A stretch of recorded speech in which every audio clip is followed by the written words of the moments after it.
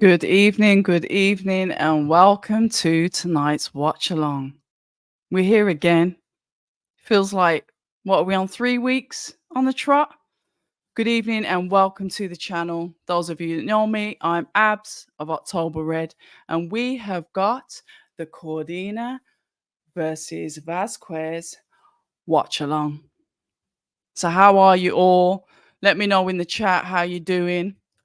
Just been watching, obviously, Coko versus Lucero's on at the moment. Happy for Ramla as well.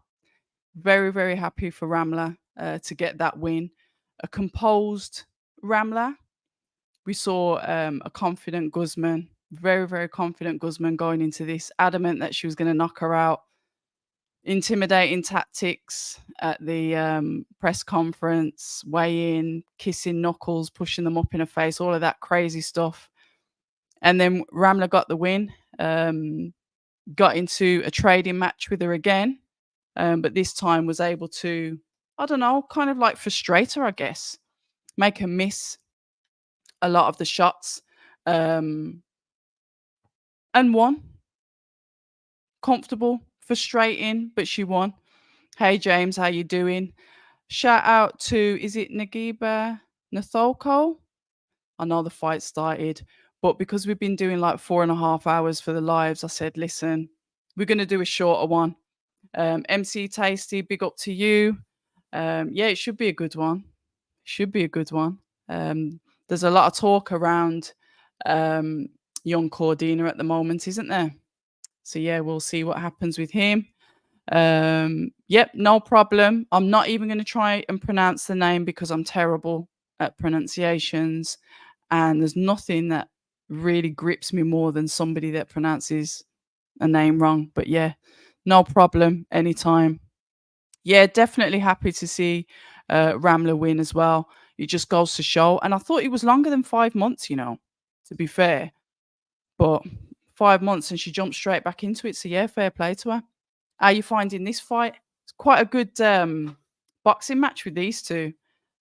I think Lucero started to put his foot on the gas now. As you can see, Sissoko's on his back foot and probably taking a couple of unnecessary shots. Let's see how he gets on. We're on round 8. What is this? A WBC silver for the welterweight? It is, isn't it? So we'll see how this fight goes, but I like Sissoko's style. He's quite sharp, isn't he? He's got that ramrod stiff jab, which you can see has obviously affected both sides of the Mexican's face.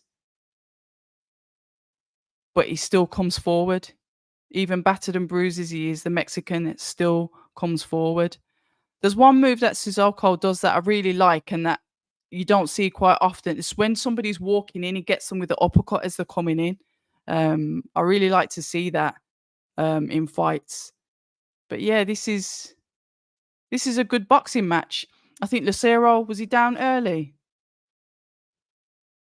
Round 2, he got in with the right hand and he was down, wasn't he? Oh, thank you, Chili. Thank you.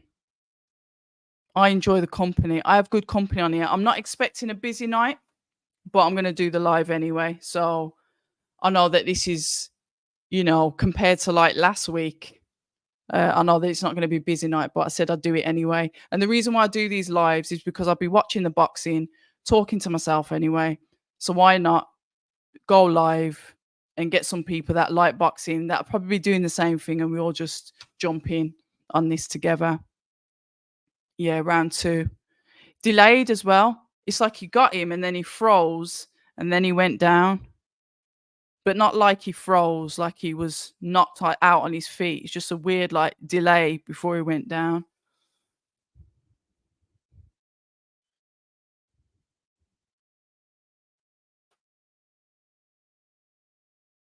Yeah, and just listen to the comms. They're saying that they want to see basically Sissoko's really start to let his hands go, like push through now, do more. He's accurate with his punches. but he just needs to like really just put his foot on the gas a bit. I've Yeah, he's cut. Lucero's got a cut to his left side of his eye, even though his face is quite pummeled, to be fair. But we'll see. We'll see how it goes. Has everyone got over last week's events? And are you still saying that Ngannou won, or were you happy with the Fury win? It's created quite a lot of debate. But I'll tell you one thing, people are still talking about it now. So was it a bad thing? Um, and are we moving more towards this type of boxing? I've been one of them that's been saying that boxing's evolving for a long time. Are we going to expect to see more of these types of fights? I mean, I'll talk about it when I do the review, when I do the weekend review on Monday, because it's still going to incorporate some of what happened last week as well.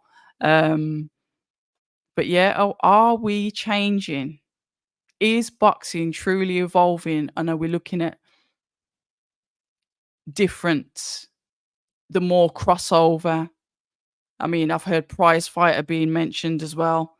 Are we looking at a new style of boxing? Who knows? It's definitely changing.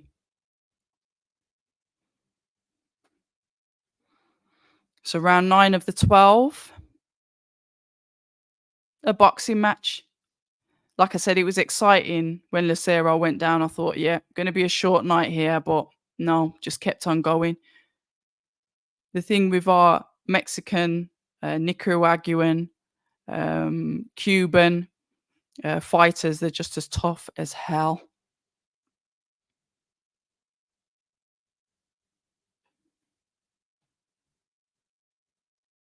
See, the Mexicans letting shots go, and Sissoko's like tucking up, but probably not coming back with the counters like he was, because there was a point where they were both throwing at the same time. But let's have a look.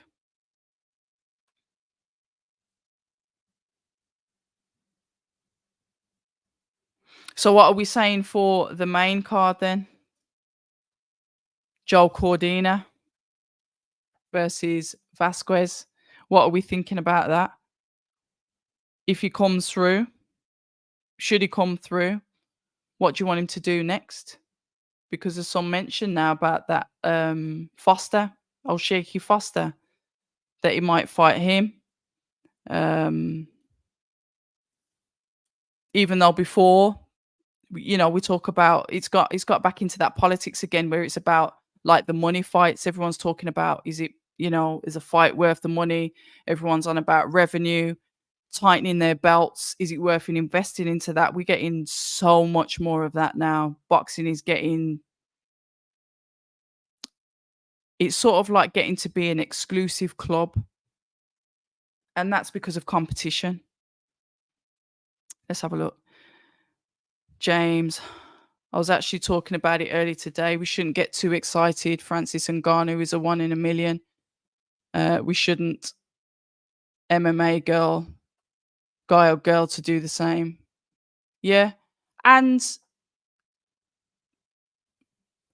when you look back on it, when you go back to last week, and I've had a think about it, I still think Ngannou won in my eyes. I'm not going to go back on that. But there's definitely what I'd probably say aggravating factors to what might have made us believe that he won. Because I know they went to the punch stats. We've seen the compu box. We've obviously Fury throwing more shots, etc., etc. I know that's part of what people have been discussing, but like I said, it's probably the shock that an MMA fighter did that. But I do believe that everyone's entitled to have an off night. It's just unfortunate for Fury. It was against a professional boxing novice, not a fighting novice. Oh, okay. Vasquez is going to be tough, but Cordina he's being promoted well. So what you're saying then? You're saying that if it goes to points, it's Cordina's.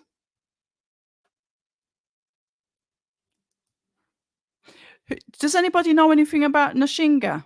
This guy as well, because I can't remember him boxing either. So this is literally that. This next fight that's coming up now is a play it by ear. I recognise his face, but if you ask me about his fights, sorry, I couldn't lie. Couldn't really tell you which fights that he's been in. Um, yeah, fair enough. Did you notice that it's Virgil Hunter's team that's in the corner of Sissoko? I haven't seen Virgil, but I've seen two guys that I know that are part of like Virgil's team. And I know that because I've spoke to them before when Joshua Boatsi um, fought Craig Richards.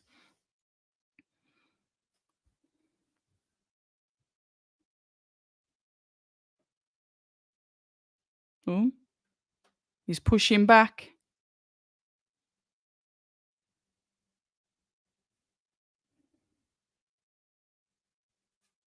No, you don't. It is what it is, isn't it? It's boxing. It's boxing. Hey Jay, how you doing? How you doing? Yeah, sorry if you've just joined. You know what it is. It's our evening watch along. Like I said, I'm expecting a quieter evening in here, but I'm still going to do it anyway. I won't be doing one next week, and then the week after, I should let you know my schedule actually. So next week Monday we'll have the usual review that I do. We'll just wrap everything up. Um, have a quick talk about some bits and bobs that I've seen on Twitter, etc., etc. Obviously, this card as well. Discuss this card. There won't be a live, like I said, next Saturday, and the week after that, we've got 3 events, and I know that you guys hate it, but I will cover Misfits. I know the boxing purists are like, oh, it's a clown show and whatever, but I've been there from the beginning. I've been to the majority of their UK shows. Like I said, Wasserman was the very first, in conjunction with Boxer. Wasserman and Boxer were the very first promoters to give me and my little channel accreditation. So I've kind of like followed the Misfits thing from the beginning. So I'll be covering that. There's also the Boxer show in Wolverhampton with our young Tyler Denny on there as well. And there's also the Magnificent Seven, which is obviously Frank Warren's show, and that's up in Manchester. So over the media days, I'm going to try and do one Misfits, one Boxer, and hopefully one Frank Warren if I get the invite. I should do, but yeah. And then fight night, this is where I'm going to decide whether I'll do a live watch along. And if I do, it'll be for the Magnificent Seven, or will I go to the Magnificent Seven or the Boxer show in Wolverhampton? So that's kind of like what the schedule is. If you guys follow me on Instagram, you know that I've been in to Loughborough gym, which is the home to Richard Riatpour and Fraser Clark. I'll be back there next week doing some content with those guys. So albeit I've been in the gym last week, the conversations will be coming out with those guys this coming week. So hopefully you should hear some bits and bobs from those guys.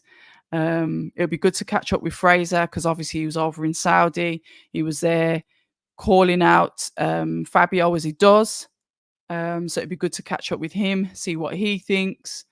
And then obviously catch up with Richard Riatpour because we haven't sat down and discussed anything on camera for a while. And it'd be good to find out what he's up to, when he's fighting again, who he's fighting, and just speak to him about the cruiserweight division. So that's just to let you know my plans, really. So this week's kind of quiet, but next week it should get better. As in busier with the fights. And then I haven't even looked beyond that. So yeah. Are we going into the last round? Is this the last round? No, round 11. Oh, you've missed it. That was on earlier, and her face is battered and bruised, and she lost, and Ramla Ali won. Sorry.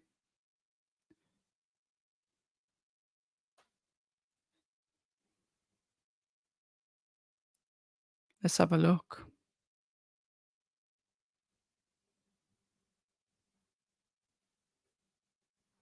So Solko's still on his back foot. Let's see what he's, because I have to be fair, I've had that round off because I've been talking to you guys.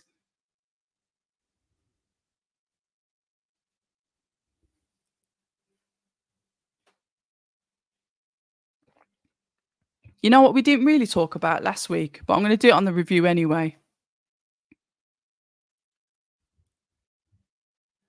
David Adeleye versus Fabio Wardley.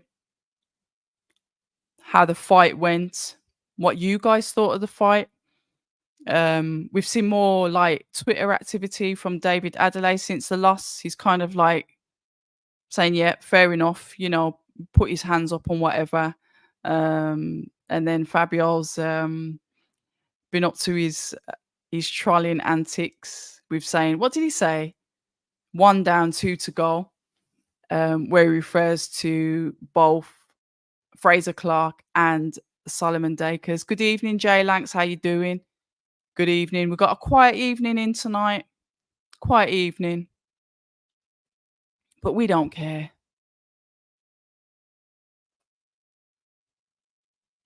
Yeah, I was kind of, if I'm honest, I was impressed by what David did to start off the fight. He started better than I thought he was going to start.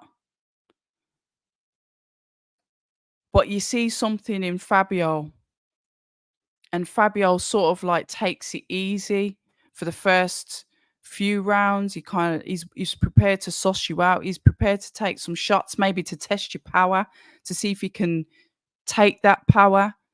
But you see when he has kind of like that little bit of time off, he would then start to walk forward, and literally he puts the pressure on, he turns the tap on, and he just lets his shots go. And that's the interesting and exciting and entertaining thing about Fabio, because he's not afraid to let his hands go. And that's why I like watching him, because when he lets them go, he lets them go. And that pressure, at first, Adeleye was coming back with like the one counter, but then after that, he just started to like fatigue, and the counters were less and less until, you know, obviously he got the knockdown and then the ultimate stoppage. But I think Fabio's improving. MC Tasty, Fab was a pro solid. The other fella 2-3 right there. Yeah, there you go. He started to fade, and he didn't really have the answers for Fabio. And the thing thought what would have made this fight exciting is because obviously rumors, but it wasn't even rumors, because Fabio put it up where his chin was split to the bone. So he had to have obviously work done on his face. So the rumors were he wasn't really sparring that much, or only just started sparring recently. I can't remember the exact words. But then look at that. Look what he did. You know? So absolutely fair play to Fabio Wardley. And I think he's like, it looks as if he's happy to have 2 more fights at British, win it outright, and then move on. But then when you look at it, let me have a look at the heavyweights. Let me just jump onto BoxRec for a second. Let me just have a look. I just want to see.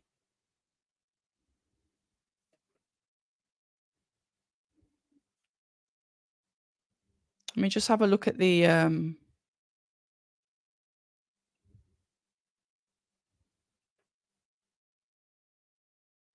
I just want to have a quick look.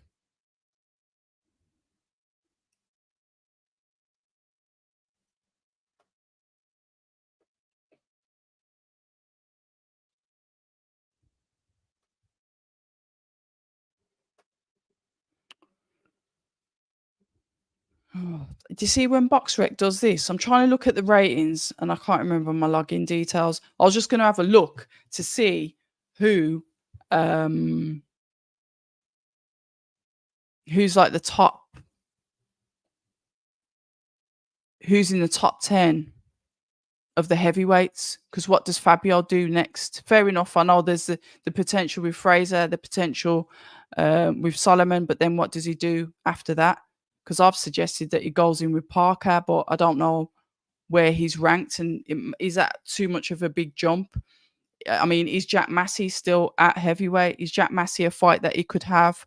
What about Tony Yoka? What about that fight? Um, now with the box rec, it's just so I can see the names in there because off the top of my head, I can't reel them off. Stupid things log me out. Fabio had a few issues, yeah, before that fight. So well done to him. And the whole event as well, you've got to think. If you think about the whole event, those guys got there, what was it, a week before? And literally every single day there's an event going on. So they're going to be speaking to like the media channels like myself. They're going to have obviously the broadcasting obligations. So they're going to be on these live streams. And then the night before the fight, they have a gala ball. So you think about all of that. I guess if you're not used to it, it could be quite overwhelming for you to then go and perform at your best on fight night. Not making excuses, but it could have been an overwhelming night. And this is where you see the guys, they either sink or swim. It's one of them, isn't it? Let's have a look. Parker's fighting Ngannou. Listen, I'm hearing all sorts of stuff.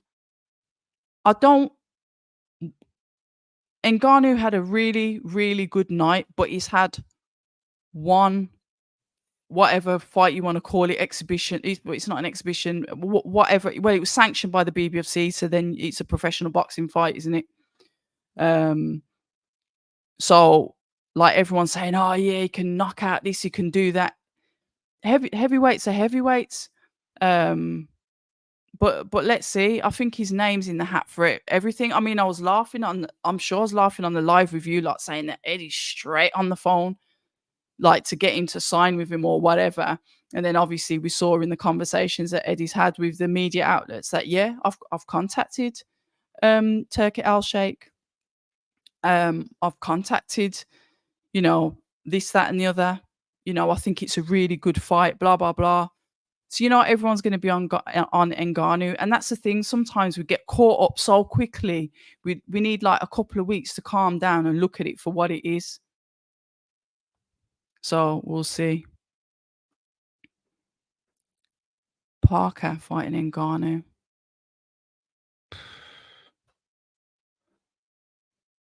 Good evening, Star Fox.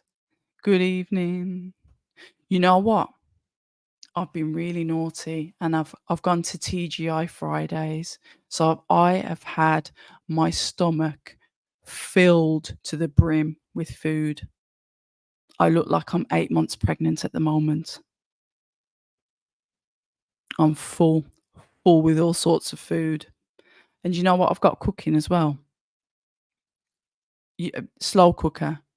I've got a lovely, well, I don't eat it, but I've got a lovely bit of beef in the slow cooker that I'm going to pull. So it's going to be pulled beef. And then I'm going to do some vegetables and some like potatoes with it. Some sort of like roasties. But how I make my potatoes is I boil them, mash them. I mix them with like herbs and garlic and a bit of flour, roll them into balls, and then sort of like shallow fry them. And then they're really crispy. And then I've got like sprouts. Yeah. I'll eat that and the sprouts, but I ain't eating the beef. Why are we talking about food again? Anyway, ham and pineapple. I don't eat pork. Oh, sorry. Back to boxing. Suzoko's won on points. Belly's talking about scorecards. I don't know what's happened there. Let's have a look. Chris is saying, my guess is Fury retires and the W. You think so, Chris? Do you think he retires? I think just let him have a little rest. Let him have a little rest. Because you know what I noticed as well? You know, like, obviously, he laughed, and it when the post-fight interview straight away, we weren't expecting that, and he giggled like, neither was I. But, he was, like, in shock when they've got, like, Usyk coming into the ring and they're having that face-off, and Fury just looks like he's all over the gaff. I don't know. We'll see. Yeah, I mean, he said that he's gonna retire before, and he hasn't. We'll see, we'll see. They said that, Riyadh season runs until, is it March, did they say? So 23rd of December, let's pause on that date, but it could be anywhere up until the beginning of March. Let's have a look. All good, Metal Box. Welcome. How you doing? One of the original subbers. Parker's career has fallen off a cliff since leaving Matchroom. Was he ever with Matchroom, really? Because he fought AJ and lost on Matchroom. Was he actually signed to Matchroom? Or was he sort of like maybe on a fight by fight, and then obviously we thought he was with Boxer for a bit, but he fought via Boxer on Queensbury. Don't know. Was he really ever there? And yeah, slow cookers are good because you can just go out for the whole day and come back and your food's not burnt and the house isn't on fire. Bit of brisket. Mm. I know. I'm so sorry. It's because I do like food and I do like cooking. Yeah. Don't you do sprouts? I love sprouts. But you haven't got to live with me, so you ain't got to put up with the smell, have you? Fury's legs are gone. A couple of people have said that. When did they say that? Which fight was it? It wasn't Dillian because obviously, or was it Dillian? Did they start to say it looked like his legs had slowed down? Can't remember. Somebody commented on his legs, and then somebody said, and I hadn't noticed till I looked back on the fight, that he had like the glove tape that was around his shoes, but sometimes don't fighters do that so the laces don't go all over the place? Correct me if I'm wrong in the chat. Because I'm seldom always right when it comes to those things. Right. And this is another thing. Fury said that if he hasn't got any injury or something doesn't happen, and then Usyk says he's not fighting on the 23rd, he'll sue him. I think there was a caveat with that. I need to find the original interview where Fury said that. He said, providing I don't get, not saying that he's injured from the Ngannou fight, but he was pretty battered and, well, his face was pretty battered and bruised. But yeah. Wouldn't surprise me if that, yeah. We know WBC that they made a special belt for the Riyadh one, didn't they? Riyadh, sorry.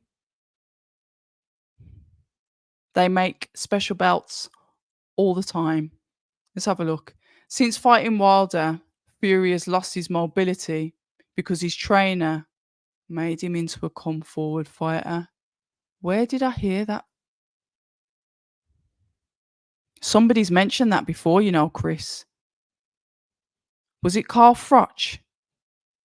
Carl Froch is to the bone. If you get your feelings hurt easily, he's the last person you want to listen to.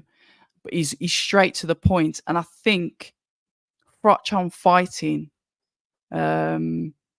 said that he believes that Fury was at his best when he was with Ben Davison, apologies. And he mentioned, I'm sure he mentioned that about being that come forward Kronk style, jab, jab, jab, jab, kind of like jumping into the shots fighter. Interesting you say that.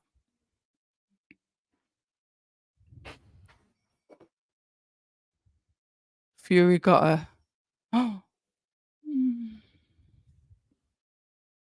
it was the third Wilder fight where his legs looked okay. Fair. I'm trying to go through his fight and think where I was thinking as he slowed down on his legs. Yeah, that was a beautiful fight though. I enjoyed all three of them. cooking with October Red. You know, when I get my kitchen done, when I get my kitchen redone, 100%. Might not be alive, but I will throw some stuff up there because I do I make my own milk, my own oat milk. I make my own body cream. I make my own soap, and I'll be making my own shampoo as well. I'm a bit like I said, I like all that stuff in it. Yeah, when he got dropped badly. Yeah. Okay. So you're saying, Chris, he hasn't been the same since Wilder 3. Okay.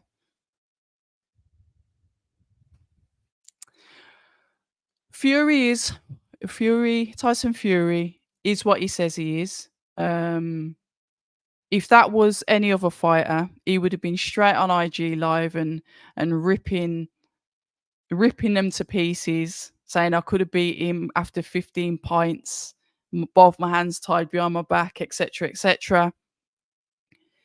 But that's a fighter that's never suffered a loss, and even though we got the win, he'll still not be happy at all with his performance.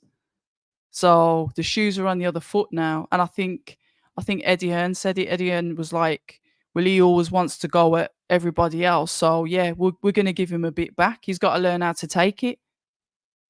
So yeah, Francis is a winner. Francis is a winner in life as well. To come through that adversity, and like I said, I don't watch MMA, so I can't comment on that. A few people saying he wasn't a pay-per-view draw on when he was with the UFC, etc., etc. I don't know, so I can't comment on that. But from the bits I've seen in regards to obviously his rise to get where he is, and obviously to end up in that fight, which he would have made a few quid from, you can't knock him, can you? Oh, what channel's that on? I knew there was another fight. Cieslak. Cieslak. Wasn't Cieslak a light heavy? Cieslak. I know Tommy McCarthy's cruiser. Wasn't Cieslak a light heavy? I must be losing it. If that's on tonight, let me know what channel that's on. But then again, I'll probably catch up with it on YouTube somewhere. Tommy McCarthy, after the loss to Chris Billam-Smith, when Chris Billam-Smith was still with Matchroom, I think that was on, I can't remember, that might have been 2022. 2022, last year sometime. After that, he sort of went went a bit quiet. And then I thought he was supposed to be fighting Gulamarian.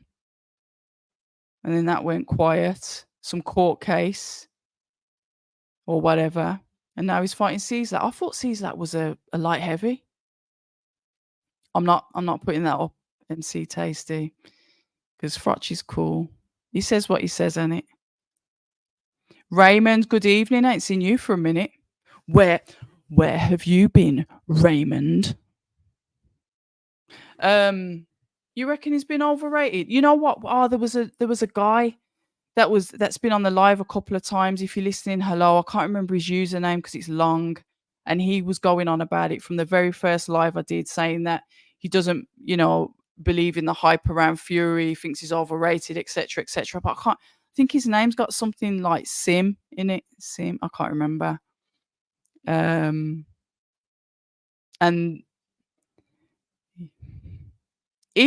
all right then.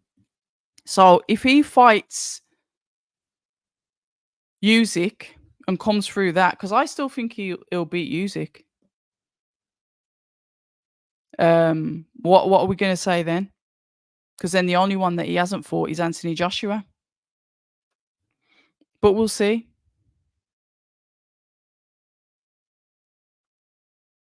Wine. Yeah. Ain't drank wine in years. What? People were saying that he was fleshy, but I always saw him as fleshy. But then people say, no, he's a bit more fleshy than usual. Doesn't look like he's been training as hard. But I think we can overthink it. He had a really crap performance. He shouldn't have performed like that. His performance should have been better. It should have been a clearer win, but it is what it is. Let's see what happens should he fight Usyk, because I think a couple of people have said rematch with Ngannou. Why? Just got to carry on and fight Usyk before these belts end up just going into oblivion. Get the fight out the way.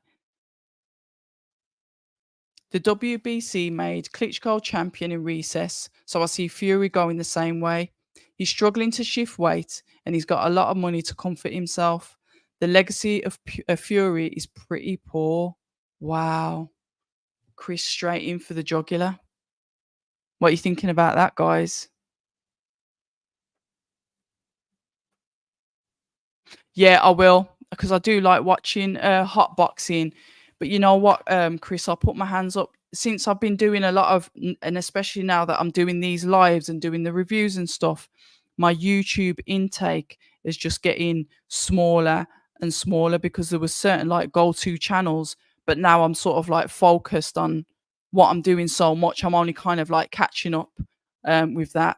Unless, to be fair, I could listen to those when I go running, because I usually do listen to the podcast when I'm running. Yeah, and yeah, back to that. I know it's crazy, but yeah, I like making my own stuff. The less amount of chemicals, um, in your body, the better. Um,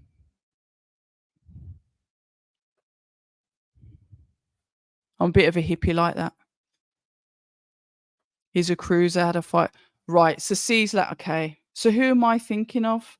Who was the one that Craig Richards was supposed to fight and then he got injured? What's his name? You are right, Cieslak. That's the one that he dropped. Coley dropped him with that right hand, didn't he? Who was the one that Craig Richards was supposed to fight? Oh, I can't remember. Yeah, but thanks for that, James. The name did ring a bell, but obviously for the wrong reasons. His resume, yeah, the side by side, yeah. Somebody said that about 6 title fights. Oh yes, guys, if you haven't, please watch Fight Disciples with Jack Catterall, with Adam Catterall. Watch it. That was round by round. What both of them scored it at on the night, in their excitement and around people and whatever. And then post fight, they broke it down. Really good watch. I won't spoil it for you if you haven't watched it already, but I think it was Adam Catterall that mentioned about Fury's resume, so that's why. But yeah, give that a watch. And also, Boxing Beats and Rhymes. It's probably going to be about 6 or 7 hours old now. He's done a recent review of obviously the Tyson Fury stuff, Frank Warren and his new signings, Fabio Wardley, David Adeleye, etc., Fraser Clark, all of that. Have a listen to that as well. Very good listen. Let's have a look. Chris says, Abs, if Usyk can KO triple knee with a jab, he can KO Fury. The fight's not even close for Usyk. Do you really think that he can? Wow. I don't know. Maybe I'm deluded then. But I just thought that Tyson Fury, boxing brain, would know how to hurt Usyk. Which, if we look at it, Derek Chisora kind of like set up how to get to him, even though he said he was playing possum. Right, I dread. Oh, where's that gone? I dread to think what's in your cauldron. Oh, people I don't like.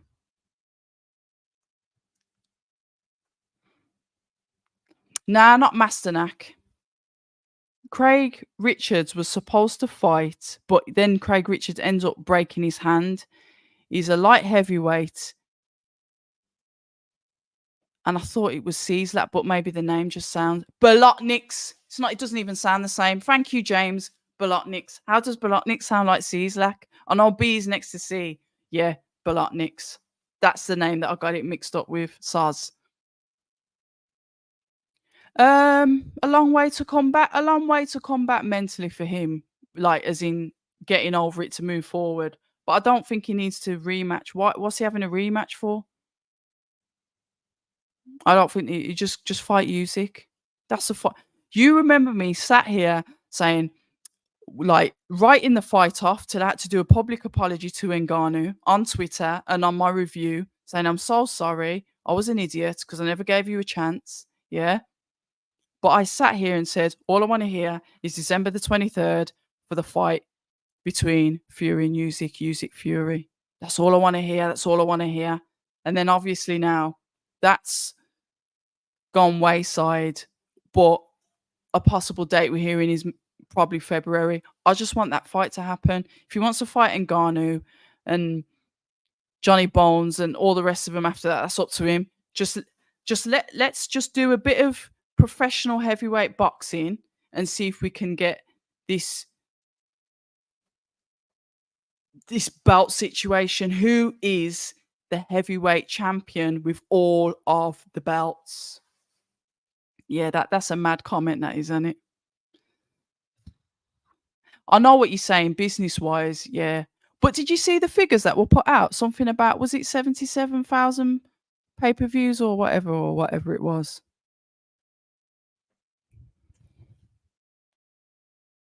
Raymond, you have been following my channel from the start, but I've done 3 lives in 3 weeks, and I think this is the first one I've seen you on. AJ is a massive unit, and Usyk took him to school for 24 rounds, and even took pity on AJ when he could have stopped him in the 12th, and he held back. Do you think he held? Oh, was that in the first fight when his corner said, "Don't finish him"? You on about the first fight? I remember that. Hold on. No one should be asking Ngannou for a rematch when we've. That's what I'm saying. I agree, because that's what we want. Training, he states he trains twice a day, even without a fight date. No chance. Too much drinking, bad diet, and the latter, which I'm not going to mention. So pay-per-view numbers were 400k in the UK, yeah, and I was one of that 400k, and 59k in America. All right, then there's some rubbish going around on Twitter then. Oh, it was the second fight when he was out on his feet. I remember the first one. I'm sure his team was saying don't go in for the kill in the 12th round.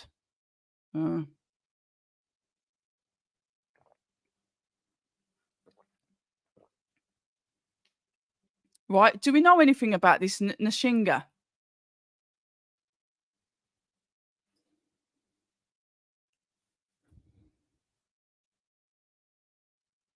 Nah, I'm not. I'm vegetarian. I can't do the whole plant based. It's too tough. And then you have to be like, say for, I've got leather settees. I've got leather settees. I've got leather jackets. I've got leather shoes. It gets a bit religious like. So no, I'm vegetarian. And then like occasionally I will have a relapse and eat white meat. But yeah. I did the whole plant-based thing for once. Oh, they've got a female referee in this fight. Oh, okay, I've seen her before. Fair play to her. But yeah, I can't do it. I tried it once and then I ended up like relapsing and eating a kebab. It's too much. Not sure if Fury comes back. Only time will tell. Tyson Fury lives down the road from me. His dad, John, is getting his Tyson Fury lives down the road from me. His dad, John, is getting his dad's recovery truck restored. My mate's God bless him. His dad's all right. I've met John Fury, really polite and respect. Yeah, that's what I mean. So I can't like go all out because occasionally I do have the relapse. You don't think it's competitive at all? You don't think Usyk and Fury is competitive at all? Hmm. Oh, here we go. Back to boxing. Well, back to this boxing. Nishinga's very exciting fighter. I saw him fight once on the Mexican cards. Well, Usyk's too small. I don't even think any of that's got anything to do with it anymore. I'm just not calling it. Let's just get that fight made. If AJ wants to fight Ngannou, they let them do that. Let's see what happens with these belts. So here we are. We're in round 1 of Nishinga versus Curiel, if I pronounce that right. The Mexican.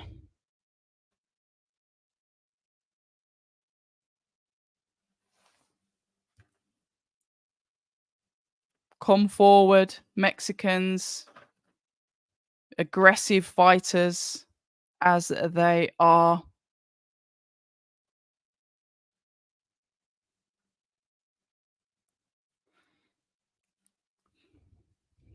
I don't even get it. See, when all that stuff happens, I just can't even be bothered with it. But yeah, we do. Because that's what boxing's about. And don't get me wrong, I do like the song and dance stuff and the other entertaining stuff around it. But when it comes to like deciding who the the man that holds all of the jewels, all of them, and he can proudly say that he beat the man with those, and to stand there with those belts, even if it's the one fight and we never see it again, I'd be happy with that. I'd really be happy with that. To be involved in boxing at this time and see that as well would just be phenomenal. God, this Mexican's really throwing the shots out here, isn't he?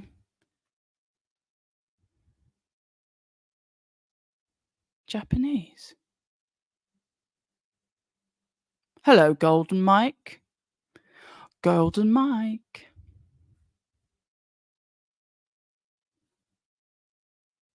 Right, round 1 is over, and I can honestly say I haven't watched it properly. Well, I'm here for Joe to see what happens with Joe Cordina, so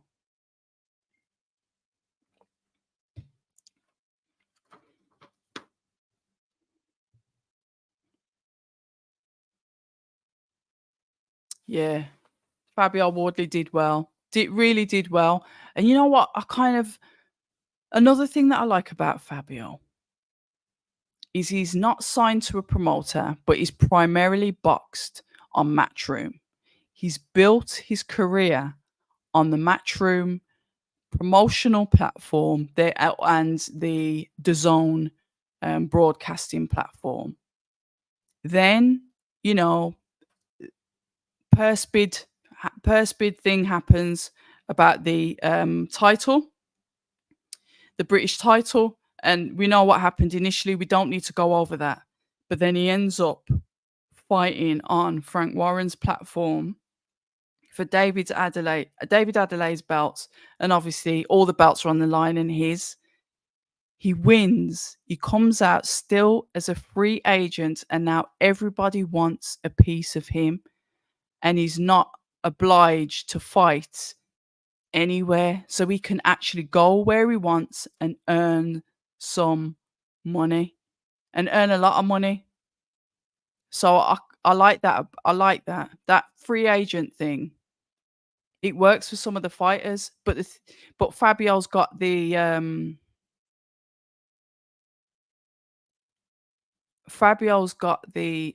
oh, here we go. Oh my God. Nishinga's down. He's gone. Nah, he's gone. Now he's gone. No, Nonshinga is literally out cold, like asleep on the rug. Asleep. Wow. Flipping missed that. Nshinga, peak. Oh, the Mexican emotional. Wow.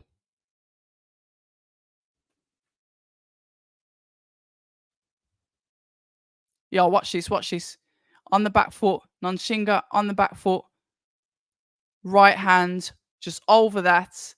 Lead hand of Nshinga on the floor, lies down, looks up, then literally head back.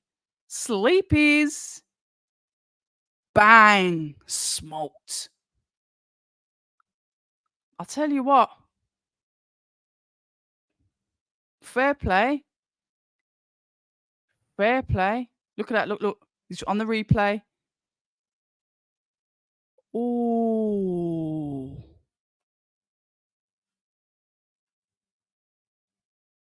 Curiel.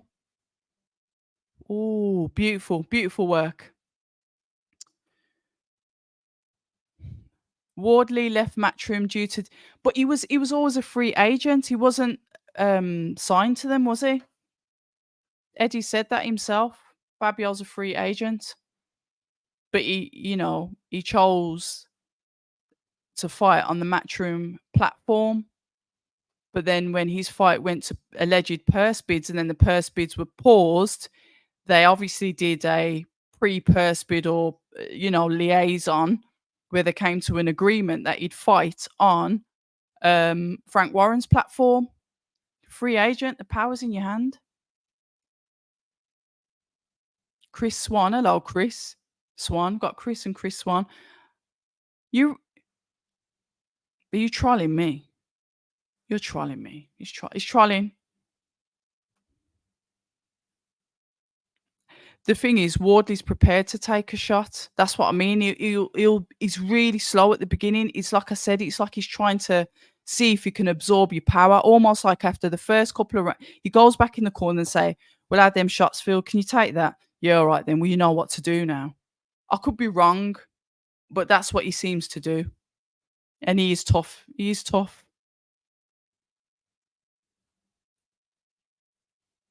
1 minute. 1 minute, 9 seconds stoppage. Oh, they've got the other geezer's not in the ring. He's obviously gone to get checked out after that. Flipping heck.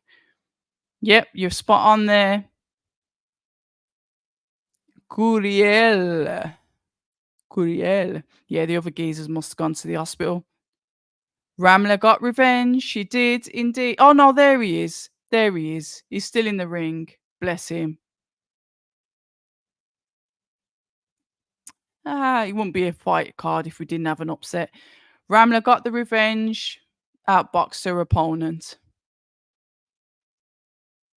Fabio don't move his head. Do you think defense is a issue for some of these heavyweights, would you say? Honestly, Chris. Well, you know what? Everyone's entitled to their opinion, and it is the heavyweight division, and I haven't got a crystal ball. And I was absolutely convinced that Ngannou was going to get smoked by Fury. Yeah, you're right, Raymond. Boxing is a martial art. A good boxer can negate size, yeah. And I'm sure Ngannou would say the exact same thing. Yeah, Fabio's all right, man. Hold on 1 second. Let me just listen to what this young Mexican says. Bear with me.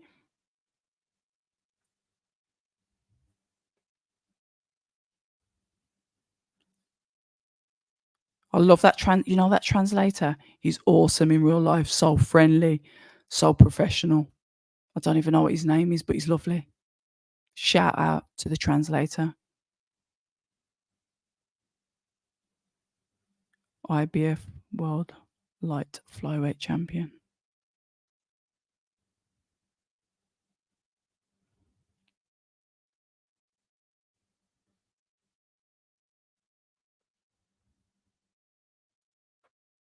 Tranquila. I need to learn Spanish. I keep saying this every week.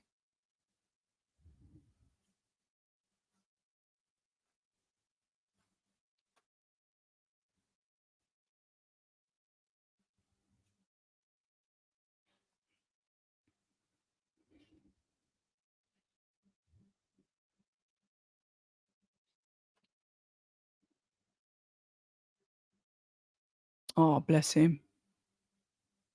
6 years old, he's been boxing since. Bless. Yeah, fair play to him. Right, Chris, what you saying? Yeah, he's a free agent, but the Dillian White situation made it easier for Fabio to take a good payday from Frank Warren, and he's going to struggle getting work. Get a good payday. Frank Warren is going to struggle getting work for all those heavyweights he's signed. Oh, Chris. That's one of the topics I'm going to be covering on Monday's review.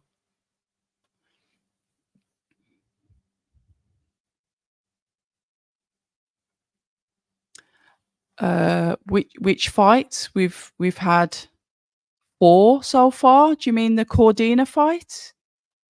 The Cordina fight will be next. And I'm not streaming the fight. This is a watch along. Watch along.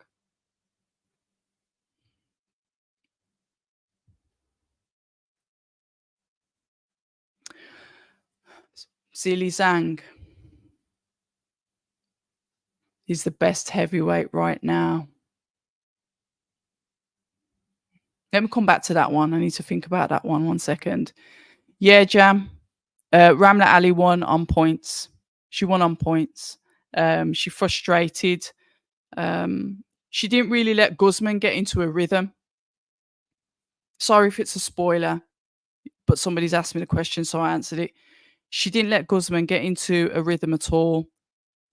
She was able to evade some of those swinging shots that Guzman comes with on the right and the left.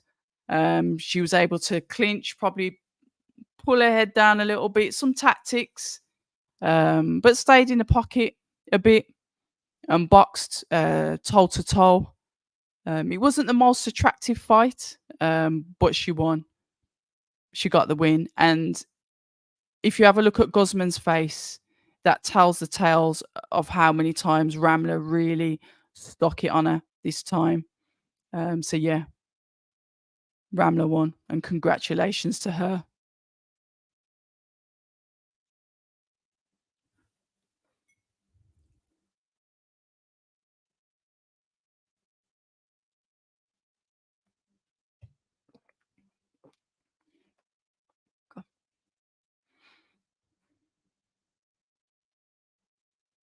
I think he's got a lot of things he wanted to get off his chest here. Right, what we're saying about Zhilei Zhang then?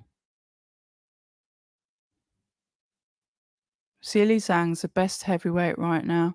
Good win. Sounds like she stuck to the game plan. And yeah, big congratulations. Brave move, and it paid off. And you're right, Jan, because I didn't realize. I thought the fight, forgive me, was longer than 5 months ago. I didn't realize it was so, like, it was in a short time frame. So yeah, straight in, 5 months, got straight in. Guzman's face was busted up. Let's have a look.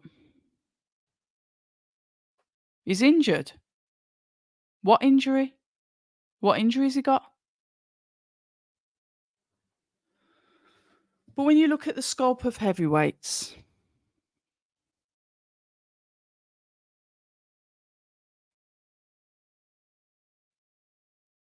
when you look at the scale of heavyweights, what Frank Warren has got all of the heavy, but not all of them. Frank Warren has got a decent amount of heavyweights, hasn't he? He's got Tyson Fury. He's got Zhilei Zhang.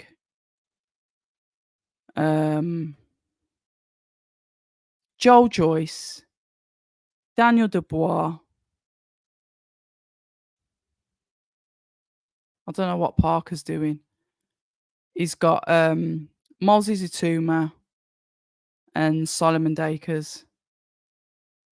So Tyson Fury's at the top. if you want to judge this Ngannou fight, you can. Joel Joyce lost twice. Zhilei Zhang, winner. Daniel Dubois lost to Usyk. But then you've got winning records from Moses and obviously his recent signing, Solomon.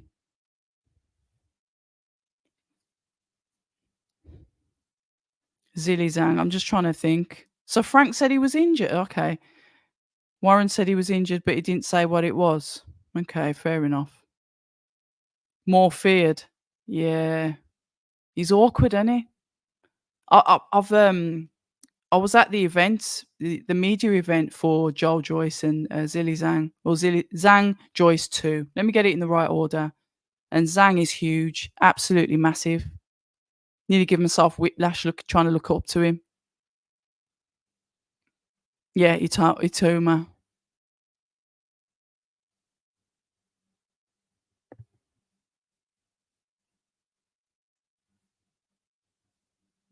Yeah, what do you mean? Ali was nice and relaxed.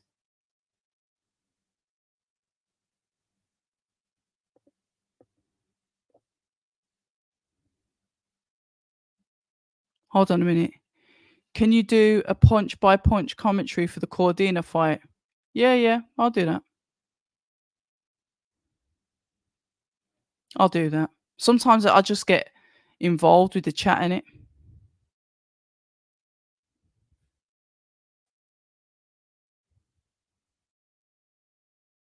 Yeah, that was a mad KO still.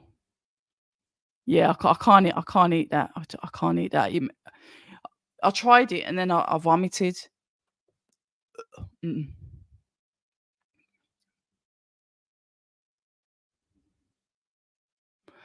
Good question. I don't know. I'm waiting to get back into the gym with Solomon just to find out what's happening with that. So as soon as I get in the gym, we sit down, we have a conversation. You guys will be the first to know about it. But other than that, obviously you know what I know. He's signed with them. And we'll see what happens. He's got the English. He wants the British. Will he defend the English 3 times? Is it 3 times he's got to defend it to keep it? Who knows? I think, how old is he? 31, 30. So he's going to want to push on to get more titles, I think. But like I said, I can't really comment on that. I'll have to wait until I catch up with him, and I can't even tell you when that will be. That's nuts. Who's my favorite boxer currently? Those that know me may be able to answer that. When we talk about boxers and we talk about see, that's the thing. Personality wise, but favorite boxer, I don't know. Who excites me when they get in the ring and I watch them fight? I don't know. I'll have to think about that. Frank has claimed that Anthony Joshua is at the back of a very long queue. Yeah, he's going to say that, isn't he? They've got to run with the Frozen narrative, innit? So he's going to say that. Philip. He's going to say that.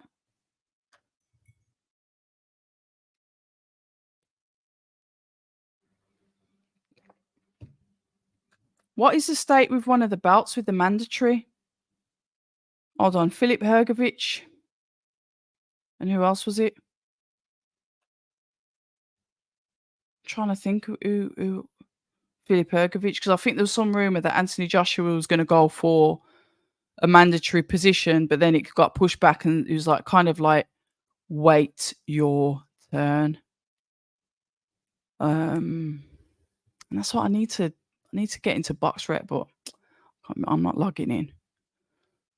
See if it times me out. Delete my browser.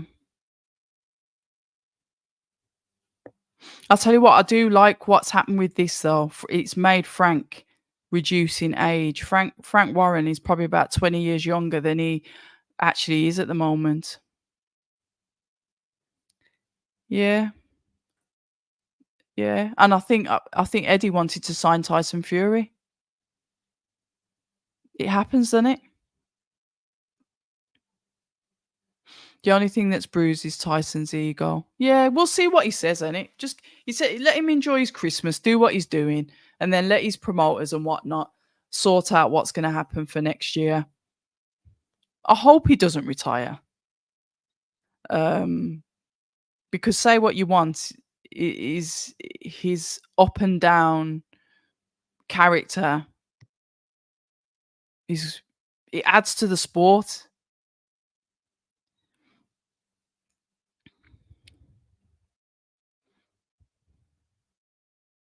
Yeah. Ogawa when Joe Cordina knocked him out. Rakimov. I was there to watch that Rakimov fight. Bloody hell, that was an entertaining fight. That was flipping heck. Cordina is very, very, very entertaining to watch. I like watching him.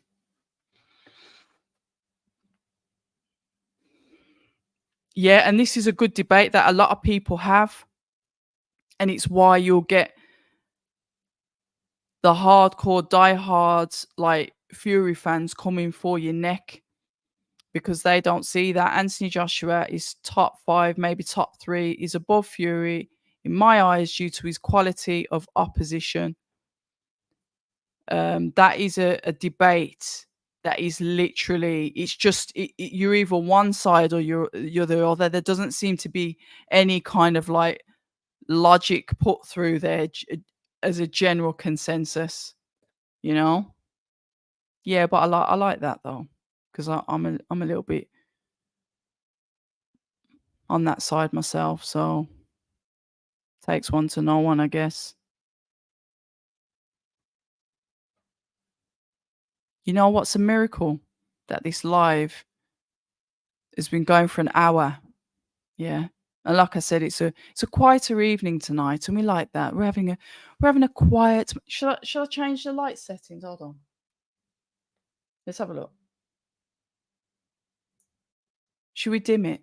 Should we dim it and have more of a flipping heck.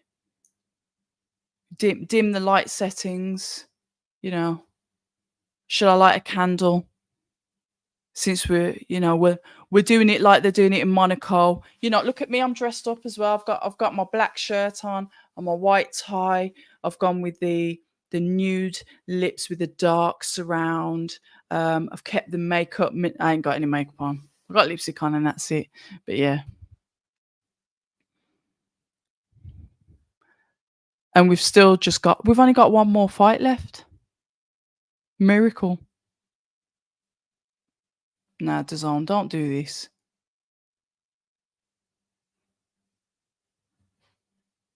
Oh, why is DAZN giving me this? Don't even bother with it.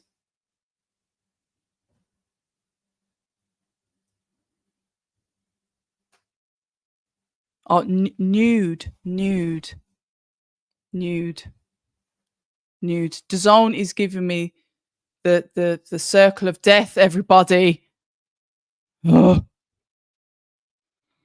Right, Chris, my top 3 heavyweights are Usyk, Zhang, and Joshua. Joshua won each title by beating the champions. He's had 12 world title fights, as opposed to Fury's 6. The resume is real. You can't argue with the stats, can you? That's black and white. You can't argue with that. I don't know why my DAZN app's gone off. Yeah, butt naked. Not like me though, because I've got clothes on. Scar, yeah. Yeah, good old 80s stuff. Is that like this town is coming like a ghost town? Scar, proper 80s music. I'm trying to get my DAZN app back up because it's just off at the minute. Watch now.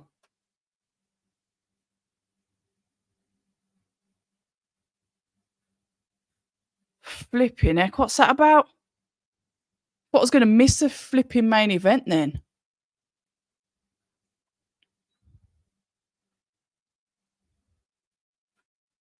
Now, I just like to, like, probably, like, make it a little bit of an effort for the lives. I could, like, come on with a tracksuit and stuff. I've done that before, but I thought, "Nah, I'm gonna make the effort." And even though it's kind of subtle and it's not, like, glitzy and glamoury, and I'm not standing up on stage with a mic and whatever, I like to make an effort for you guys, you know? It's minimal, but it's still an effort. Ah. Fight news coming soon, Raymond. I'll be catching up with young Richard next week.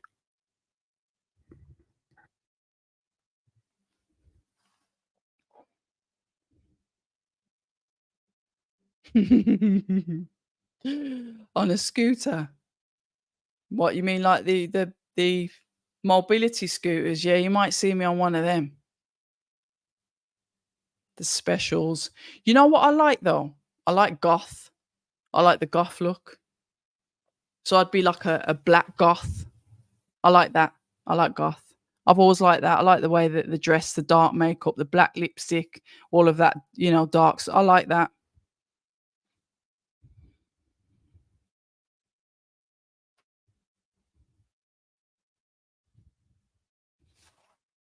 Hey, Karma.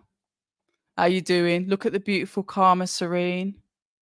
Have a look. She's stunning. She's actually stunning on Twitter as well. Have a look at the pictures that she puts up on Twitter. And they're modest before you ask anything. Very, very pretty lady. And knows her boxing. And is a massive, massive Errol Spence and Anthony Joshua fan. So good evening to you, Karma. Good name that is. Yes, see, my Halloween. Yeah, yeah. It's that I've got like masks. I've got like a scream mask and a purge mask, and that mask was a purge because I really like the film The Purge, and um I exercise with steel, like a steel mace, steel clubs, kettlebells. I've got all of them, so I use them as props. All right, I might have took it a bit far with the thigh highs and that, but we're in character.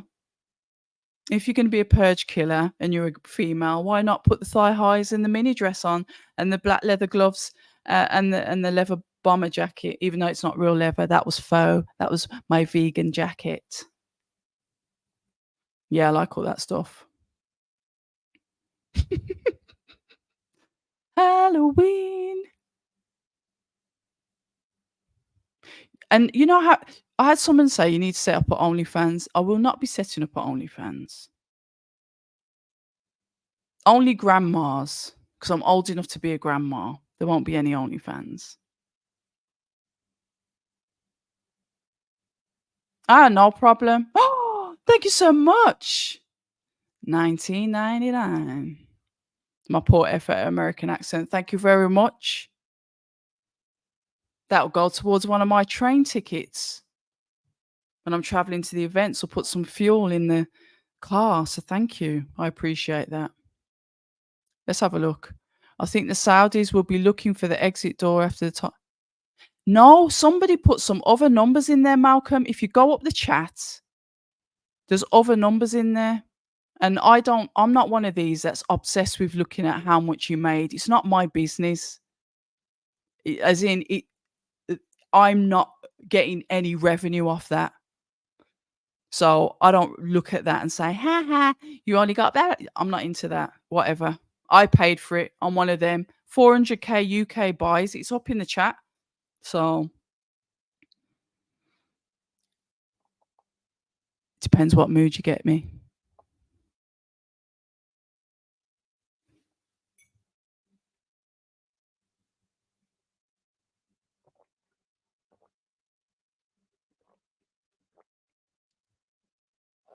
Doing a bit of prelims with Joe Cordina. I think if the Saudis are still willing to like invest in boxing and we get some really good fights and they open the doors to the other promotional companies, including the US as well, not just the UK promo. If they have any relationships with those guys in the US, then why not? Send it over there.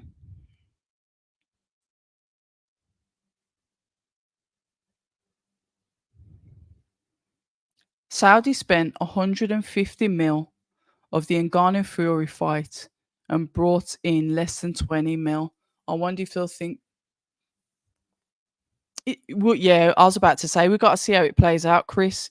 We've got to see how event number 2, event number 3, how that works. But if they've got money to burn, who knows? The proof's in the pudding. The proof's in what happens in the future, what happens in the coming months between now and the beginning of March. We can't just like judge it off this one thing. We've got to see how it goes moving forward.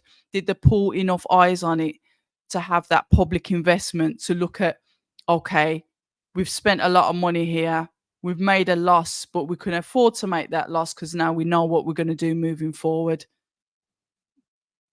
Risk versus reward, I guess. People, men would pay to see. No, not doing it, Saz.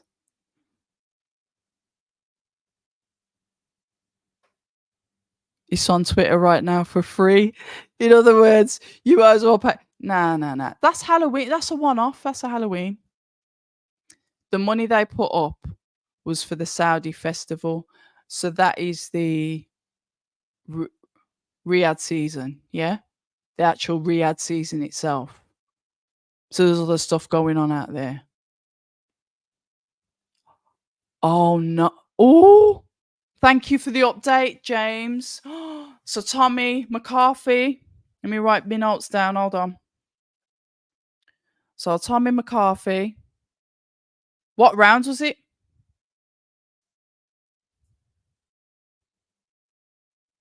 Towel.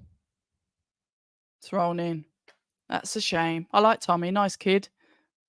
But Cieslak. Now are we still saying that Akoli's a poor boxer? Remember what he did to Cieslak? They don't care on the loss. It's just loose change to them. They just want to take over the big sports. Chris, I'm inclined to agree with that comment. Hold on a minute. Tommy Fury is signed to fight McGregor.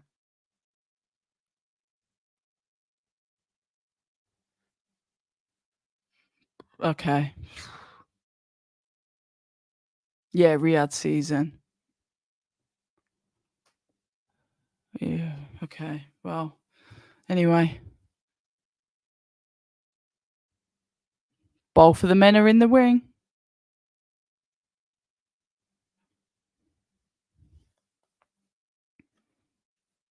IBF Super Featherweight World Champion.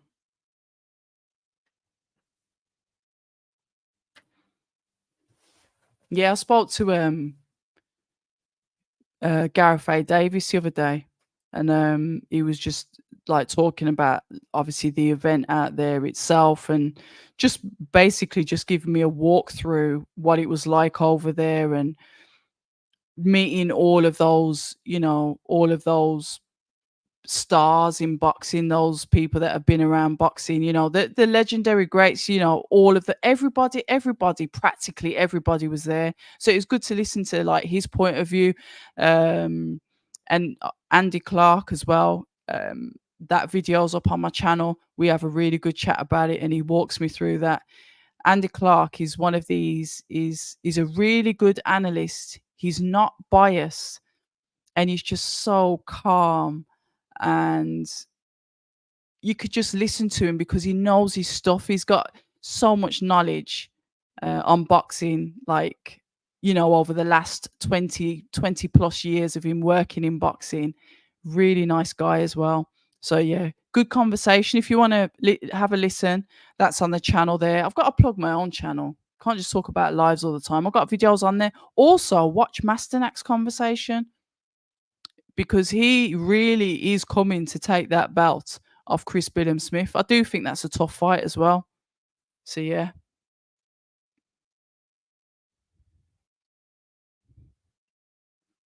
He was dead set against AJ fighting in Saudi.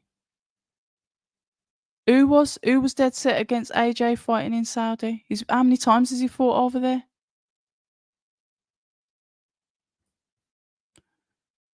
So, whatever. You know what? Guess what? Muppet here will end up watching it anyway. Because the rest of the card might be good.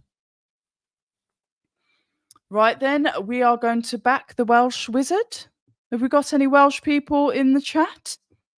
Welsh people listening? Welsh? Stand up. Those from Wales.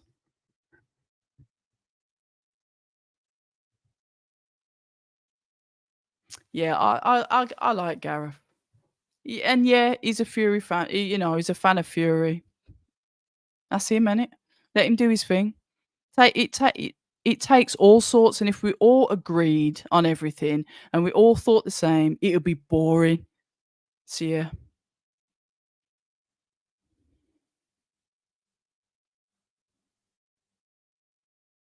Yeah, Vasquez looks like he's look at that mean, but look at Cordina.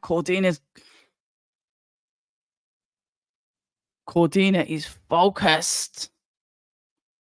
Right, here we go. Let's do the commentary. Ladies and gentlemen, I hope you're sitting comfortably. We are about to commence this world title bout between Cordina and Vasquez. Live in Monte Carlo, you are tuned in to Abs of October Red. We are now doing the watch along. The first bell goes. Both get into that center of the ring very quickly. Cordina then whips in a nice little screw shot with the right hand. Sharp jab from Cordina. We're getting some flinches and some feints. Vasquez is just up and down, looking, throwing shots with not really looking. Joe throws a whipping hook, but it misses Vasquez. They're literally feeling each other at the moment. Cordina goes with the 1-2, gets in with the 2. We're getting some flinching, some feints from Cordina.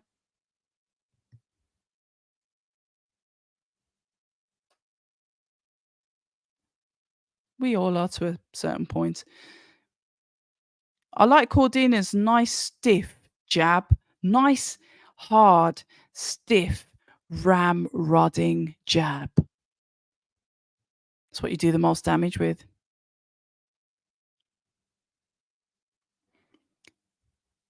We're getting some nice variations from Joe Cordina, to be fair. They're both sort of in the clinch at the moment, but we've got both of them right hands going to the body. They are now out of the clinch. Cordina is a center of the ring, and he flicks out that stiff jab again. Vasquez on the back foot, but he pushes forward. Vasquez goes in with some uppercuts to Joe Cordina, probably about 2 of them. Cordina gets a body shot from the left hand.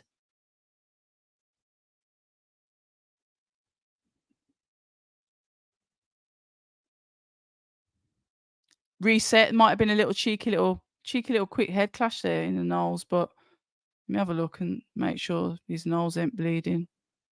It was quick and sharp, but just a little head clash. We've got 50 seconds left in round 1. A dominant performance so far from Cordina.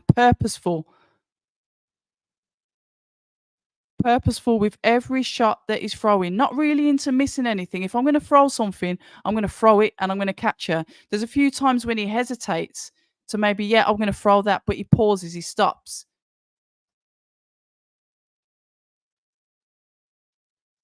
A nice right hand to Vasquez's face there.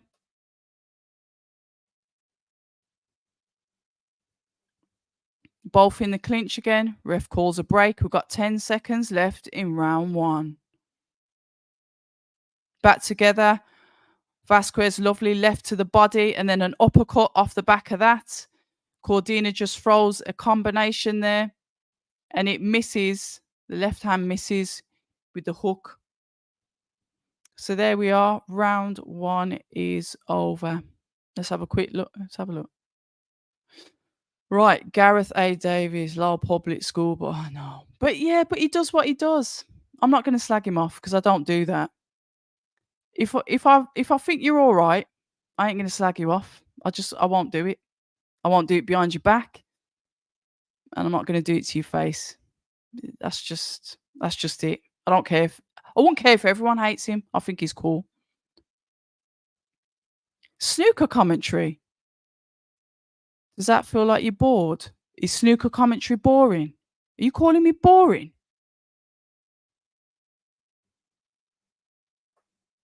No, but it was a stiff. No, but it was stiff. It was rock hard. It was purposeful, like ram. You know, you're gonna ram the jab into someone's face. That's not sexual.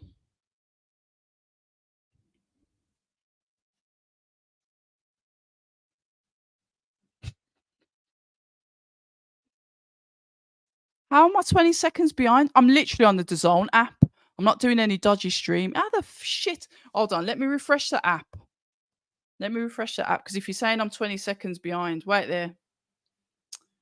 Let me come out and then let me go back in. Now I don't know what's happening. 20 seconds.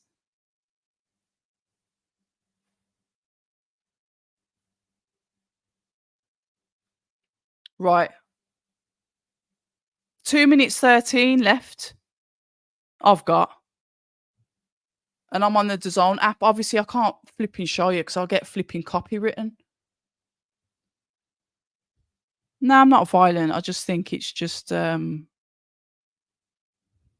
know. Anyway. Right, here we go. Vasquez coming in with the uppercuts, coming in with the hooks. Cordina, guard up high, pushes him off. We're in close range now. So Cordina's looking to go toe to toe. He's staying on the inside, tucking up, loading. Not overloading, but Cordina threw a nice uppercut then to Vasquez. Vasquez throwing one back. We're getting combinations from both boys here. Cordina's tucked up, body shots, right, left. Uppercut in from Cordina. Headshots, 1, 2. Whipping hooks. But then Vasquez is doing the same. Vasquez out at range. Here we go. Cordina throws that nice stiff jab. Vasquez throws one back, followed by an uppercut. Beautiful work. Cordina throwing in the body shots. When these pair getting in the clinch, they're still hitting in the clinch, so they're not staying together quite long. Cordina with the multiple body shots. Guard straight back up. Vasquez comes back with his body shots as well. Uppercuts from both. This is an inside toe-to-toe fight from these gentlemen.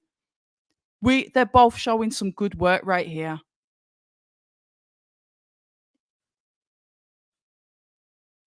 Cordina, uppercut, then the backhand. Lovely work. The way he dips to the side and really just whips that shot in.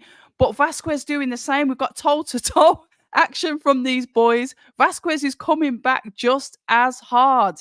They're both comfortable to take each other's power. Solid work from both guys. Vasquez unloading the combinations. 1, 2, 3 to Joe Cordina's head and finishes the rounds with a jab to the body. Right, I'm at end of round 2 now, or whatever it is.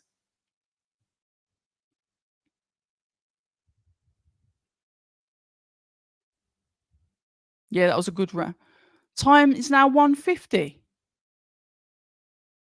Oh, I didn't even see when that went up. Right, they're on the 60-second break now. We're just about to go into round 3.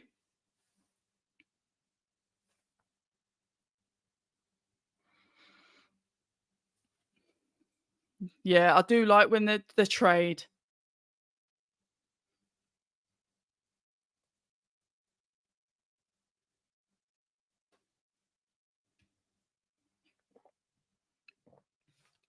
You know, I asked Eddie once if I could. I says, can I go on your commentary? And he just looked at me and went, "No." Just straight away. Nah. Yeah, replay. Now we're going into round three. Round three. Round three. Vasquez comes out early. Throws that body shot jab again.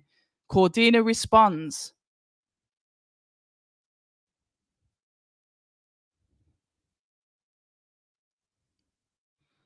Both of them moving heads. Judging.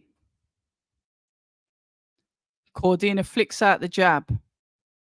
Vasquez on the back foot, moving around. Oh, Cordina's letting some shots go. Vasquez coming back with his shots as well, but tucking up. Cordina's tucking up, throwing the shots. Vasquez answering.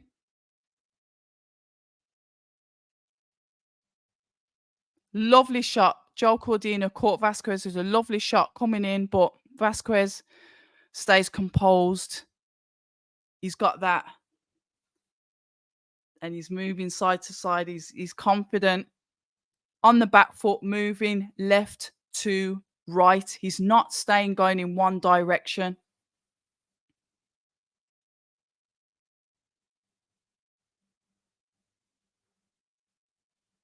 Cordina with the 1, 2, 3. The whipping side body shot to end the combination.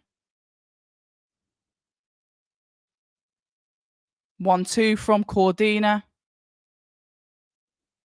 A 1 from Cordina. Plenty coming back from Vasquez. Non-impactful. The stiff jab gets Vasquez right in between the eyes. Vasquez still on the back foot. Joe Cordina looking to unload. However, Vasquez is firing back.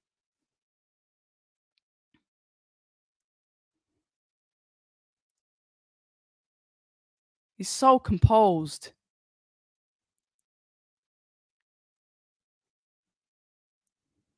Cordina in the center of the ring. Vasquez still on the back foot, but he's comfortable there. It's not even an issue. Vasquez walks onto a shot from Cordina. Cordina unloads the 1, 2 again. Cordina goes, lands with the 2. Vasquez walks into a couple from Cordina. Cordina unloads. Vasquez answers. Non-impactful. Cordina is now back on the ropes.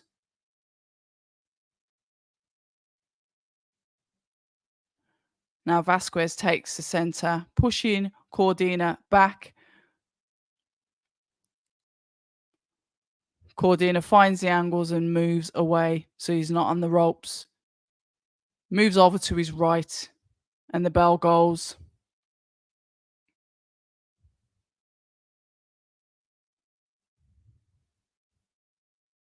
So we're on break. We are on break. Ladies and gentlemen, we are on the break of round 3. It's a nice competitive fight, this is. They're both putting some nice work in.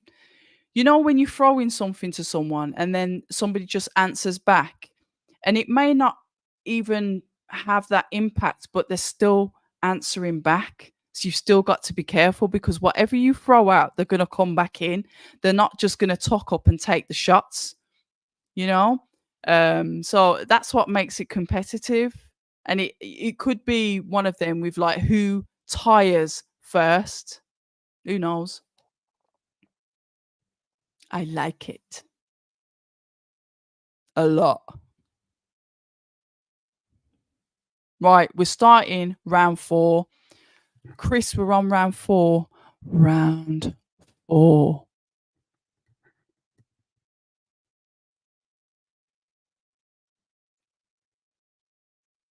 Right, Vasquez is in the center of the ring. They were both unloading as soon as the round started. Cordina on the ropes, but doesn't look phased.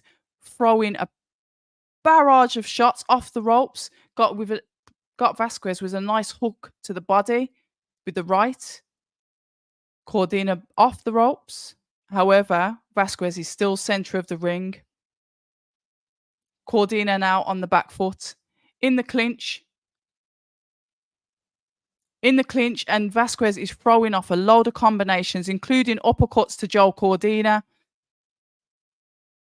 He's dipping in low, whipping in those body shots. Cordina's coming back with answers. But now Vasquez is throwing what it looks to be the more meaningful shots. Both of them in the clinch. Both of them hitting whilst in the clinch. Oh, what a beautiful shot Cordina got in there. It was an uppercut. Sweet. And it looks like Vasquez might be hurt. Is he going to go for the finish? Vasquez is rolling. Oh, my days. That was a beautiful, beautiful, literally. Oh, I thought that was it.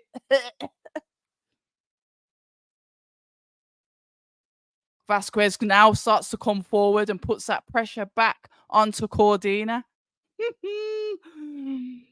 There's just not.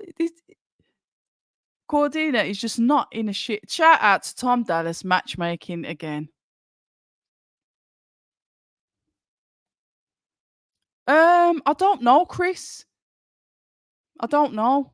Because Cordina did hurt him with that uppercut, but the Mexican just come back strong. Well, when I say hurt him, it was a clean shot, and it like he stunned it. Cordina's able to throw those uppercuts back at him as well. Both of the boys, once again, toe to toe, now in the clinch. Ref separates, pushes them apart. Be patient, boys.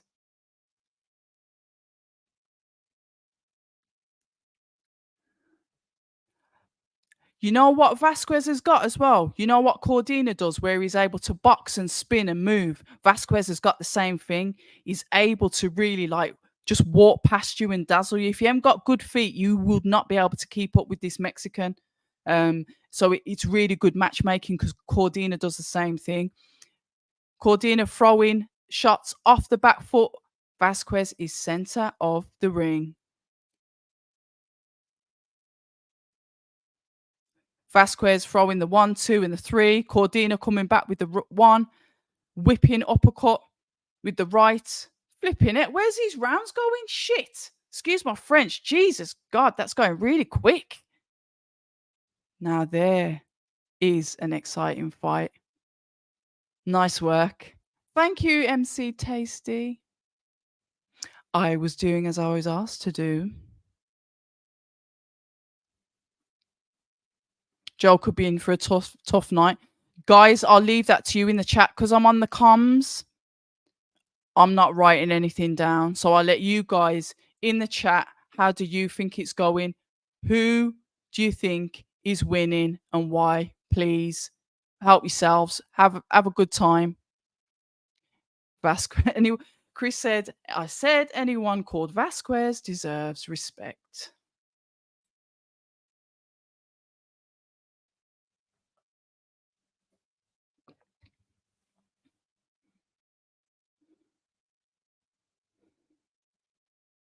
Here we go. Vasquez takes center of the ring, lets the first shot go. Joe Cordina quite happy to let them go back. Vasquez comes in with the 1, 2, literally just got punching through the guard and catching Cordina on the chins with the 1s and the 2s. Uppercut coming from Vasquez. Cordina's answering back. Both of them putting in some work. Vasquez quite dominant here. Here we go. Cordina's answering back. Both of them throwing shots. It is toe-to-toe with these boys. And a more competitive fight. Okay. Cordina resets and throws that whipping. Not like a hook. It's sort of like, well, it's sort of like a hook, but it's a long hook to Vasquez. Then Vasquez comes charging forward with a 1. No real impact. Joel just flicking out the jab. Cordina is now center of the ring, but you can see Vasquez pushing forward to try and claim that spot once again. Cordina got Vasquez with a body shot. Then obviously Vasquez comes in with the counters. Vasquez going for the body shot. Joel Cordina answering. Both high guard. Vasquez trying to punch through the guard.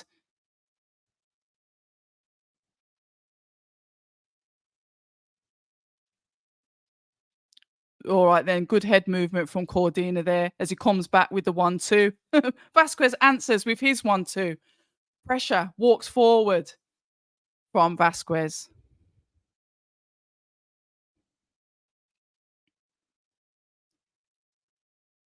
Guys, I'm going to come in the chat in the break. This is too good for me to take my eyes off the screen.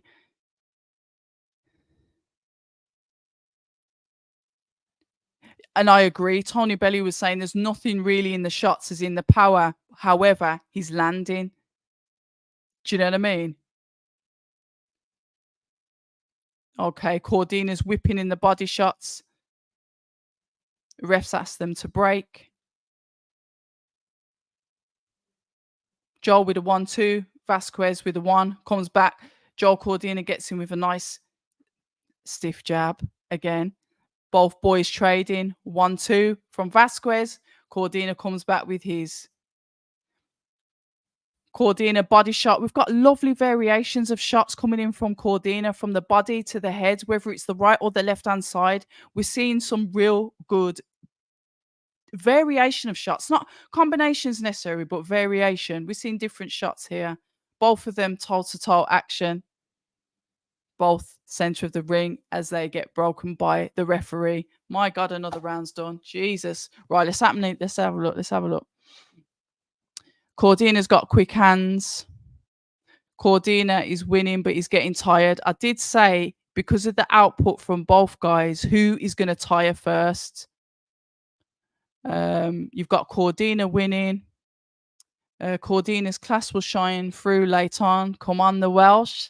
Hello. Welcome to the chat. Fellow Welsh person, Welshman, Welshwoman.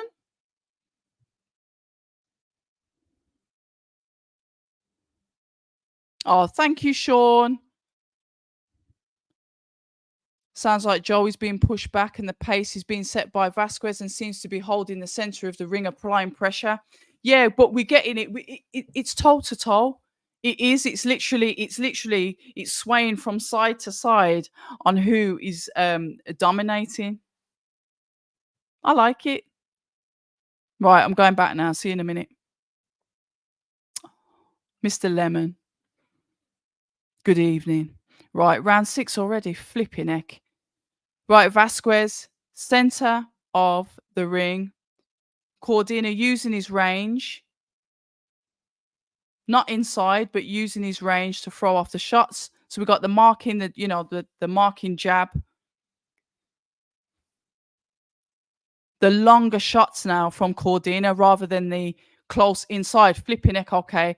Vasquez pushing Cordina back on the ropes. Unloaded a couple, but Cordina's cool. He's relaxed. Relaxed. That's it. Cordina's using his range now. We're seeing that stiff jab. As Vasquez walks in, he hits him with a right to the head. Probably went off the gloves. Cordina throwing a 1-2. But comfortable on the back foot.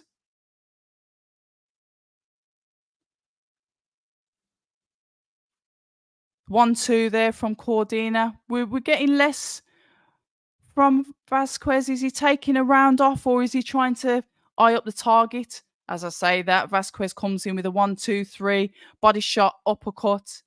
Both of them now in the clinch once again, fighting out of the clinch. The ref hasn't separated them yet. They're both still punching inside of the clinch. We've got overhands. Joel Cordina's mouth guard's out. Yeah, Joel Cordina's mouth flew out then. A bit of timeout.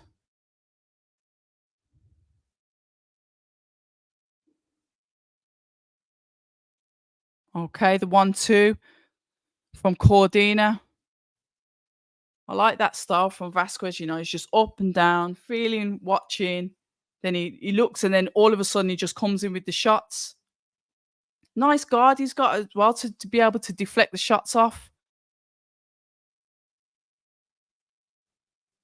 He's up, down, and this is Vasquez. Joel comes in with the 1-2. Vasquez comes over with the jab hand. Didn't really connect. Nice counter. Nice counter from Vasquez onto Cordina. Let's see if Cordina can keep his range. We've got a bit of reddening on the left. Is it the left side or the right side of Cordina? 1 second. On one of his cheeks. Is it left? Got a bit of reddening on the cheek. Oh! Vasquez caught him with a lovely shot to the head then. Cordina keeps it moving. Breathing a little bit though. Vasquez catches Cordina with another shot on the cheek. He's got a bit of reddening there. Cordina's trading.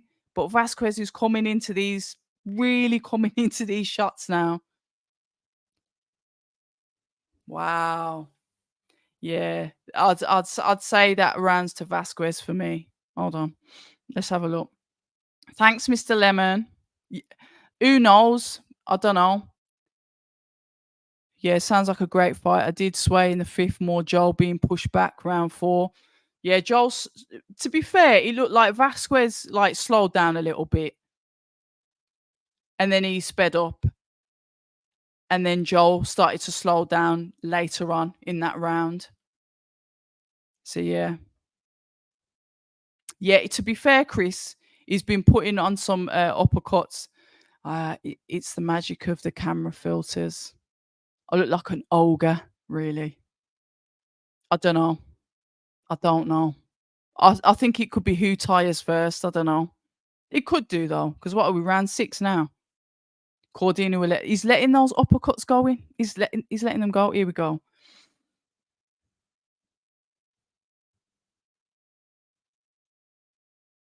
Right, here we go. Right, let's have a look. Bellew's got it as a draw. Yeah, Bellew's got it as a draw so far. Yeah, we're on round 7 now. Right, let me get back into this. And see, Bellew's saying it. Keep that range. Use that jab. Every time Vasquez comes in, you got to try and keep that distance. But here we go. Back to the fight. Let me cut off the comms now. Right. Cordina with the jab. Trying to keep the distance. Yeah, there's a little bit of reddening on Joel Cordina's left cheek. Jab.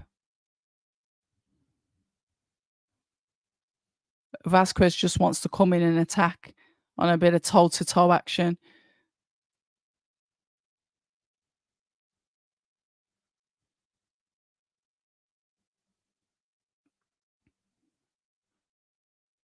Joel using that, that jab hand as a measuring stick to keep that distance so he can literally get in, let off the shots he needs to, and get back out.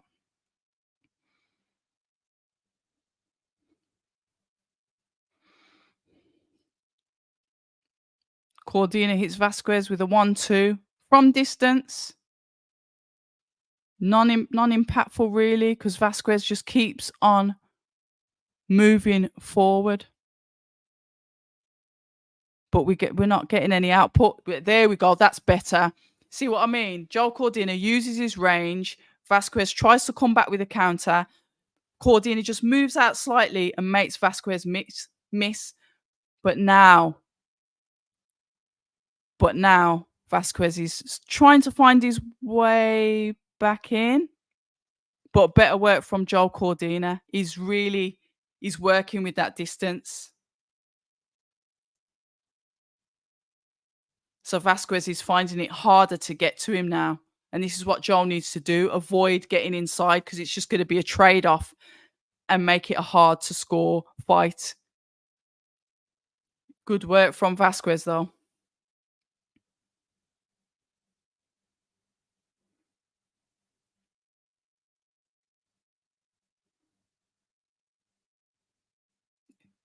Careful.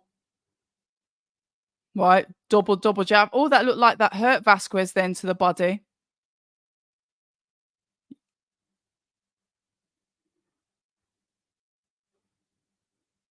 Yeah.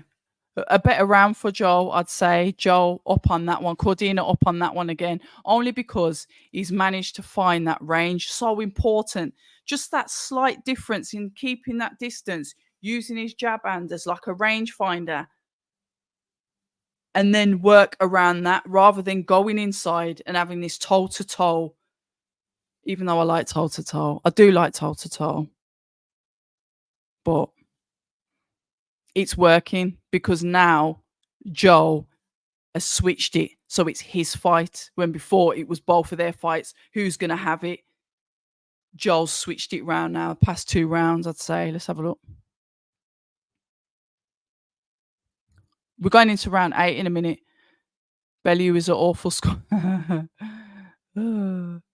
Joe is pacing the fight. Yeah, he is. He is now. Yeah, 100%. It's not a draw. Joe sounds like he's winning the fight. It's close. Yeah, good round. And it was a good round, Chris. Here we go. So Vasquez, center of the ring now. Joe flicks out the jab. Double jab, single jab.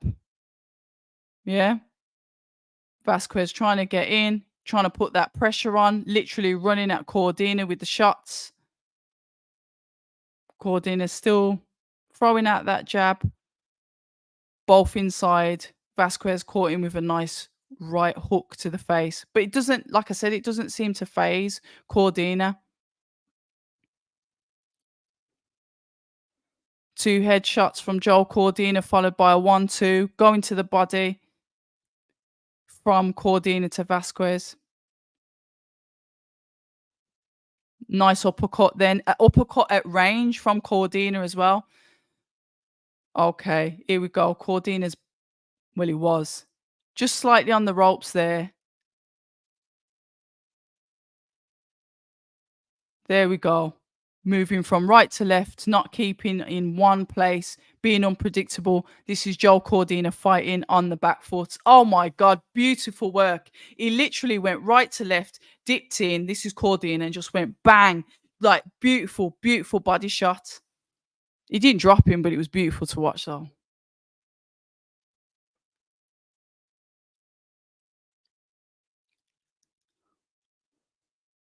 Vasquez caught him with a couple of shots there. Joe Cordina going low. When you go low and you're coming up like that, just uppercut him. Double jab from Joe Cordina. Vasquez doing what he does. He dips in low, and then he's going to run forward. Joe gets in with a 1-2.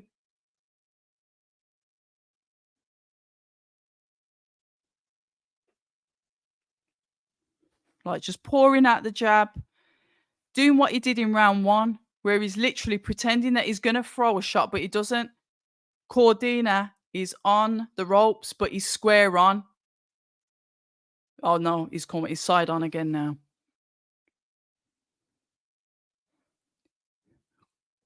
Head shots, body shots from Vasquez as Cordina maneuvers off the ropes and now regains control of the center of the ring. However, they've both started to trade inside work again. Lovely combinations coming in from Vasquez. Literally 1, 2, 3, 4 body shots. And Vasquez does the same thing. He can pivot off as well. The clappers are going for the last 10 seconds. They're both trading on the inside. Flipping heck. Upstairs, downstairs. Oh, what a beautiful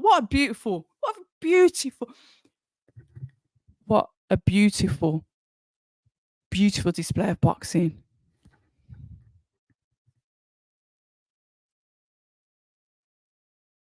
If Vasquez had Lee Wood's power, this fight would have been over. You reckon, Mick?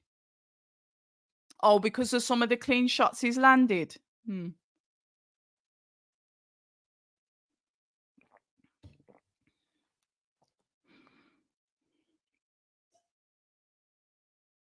You know what I do like about Joe Cordina as well? I like the way that this Vasquez lets off the combinations because they're really nice combinations that he lets off. But what I like about Cordina is the selection of punches. The punch selection.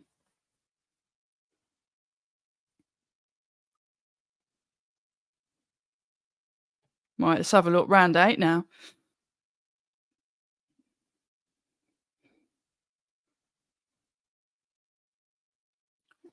Round 9. Oh shit, it's round 9. Right, 1-2. from Joe Cordina. Vasquez tries to fire back. Joe Cordina just takes that step out the way, makes Vasquez miss. Vasquez is center of the ring. Cordina was almost on the ropes there, but managed to duck out the way. We're getting that footwork from Cordina where he's continuously moving. Once again on the ropes, Cordina. But not on the ropes as in getting battered. His positioning is on the ropes. He's moving from side to side. Vasquez letting off them combinations, body, head, uppercut, uppercut. Cordina pushes him back. Very true. Jab from Cordina.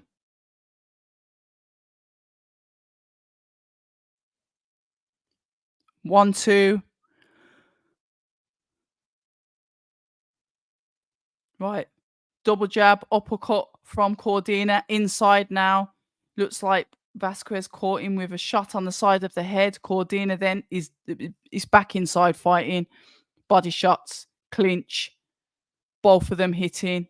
Vasquez upstairs, downstairs. They're broke of their own free will. Vasquez center of the ring. Cordina. I don't know. It's just like Joel's looking. Yeah, it's like he's looking for something instead of just going there and just start the attack. Even if it's an attack at range.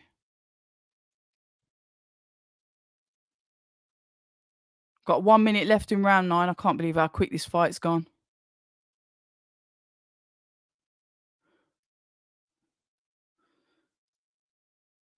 Right, Vasquez once again unloading the combinations. Cordina was on the ropes, pivots off, back in the center of the ring. Double jab to Vasquez. Vasquez slipping the shot, comes back in with an uppercut. Vasquez throws a shot, misses Cordina. Cordina goes for his shots. Vasquez firing back. Vasquez with the 1-2. Joel with the 1. Vasquez doing some punching now. Joel Cordina's catching him with some good shots. 1-2. Vasquez. But literally, these guys are going at it.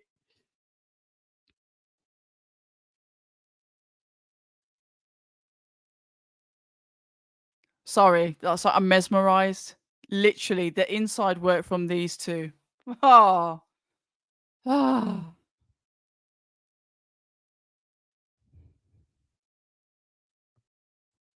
I didn't even score that round. Sorry. It just gets so enthralled in it.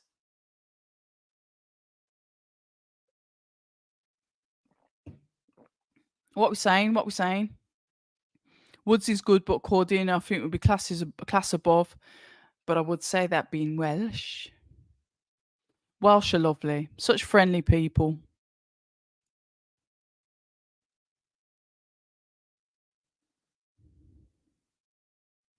So shout out to the Welsh listeners.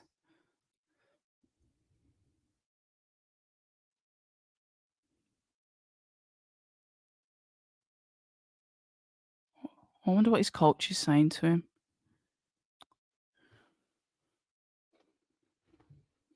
Gosh, Vasquez has got lovely eyebrows. You know, you get your eyebrows plucked out and then you pay how many hundreds to get them flipping bladed back on. Anyway, back to this. We are in round 10. Belly's got it as a draw again. Okay, forget it. I'm not even bothering with the scoring. Right. Both center of the ring. Cordina flicking out the jab. Vasquez tries to come in with an uppercut and jumps into a hook, but it misses. Cordina with the 1-2-3.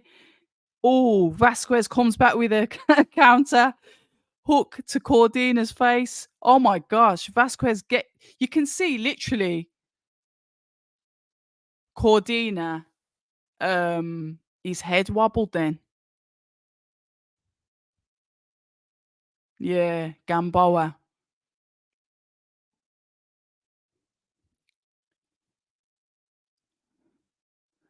That's it. Yeah, you're right. I'm listening to Belly, who's right, actually. More feints. More feints from Cordina. Feint that jab.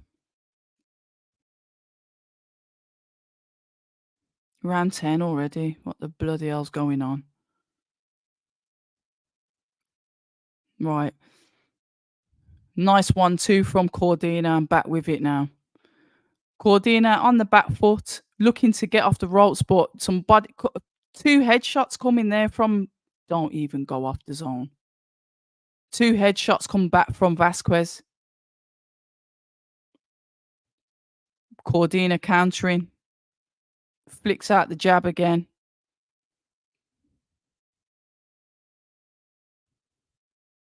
Vasquez is getting these hooks in on the head, though. And again, he keeps on getting Cordina with this flipping hook to his head. That was a nice body shot from Cordina. Uppercut from Cordina. Both guys in the clinch. Once again, tangle. Vasquez goes with the jab. Cordina throwing the right body shot from Cordina. 1-2 from Cordina. A 1 comes back from Vasquez. Uppercut and a hook from Vasquez. The other way around. Hook and uppercut. It's literally a trade-off. It's a trade-off. They're both throwing punches at the same time. Vasquez, even though they're in the clinch, Vasquez is still hitting out of the clinch. Toe-to-toe action. Flipping heck.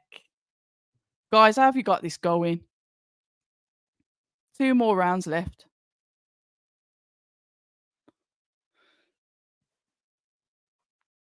Flipping heck. Oh, I wish I could hear what the corner was saying.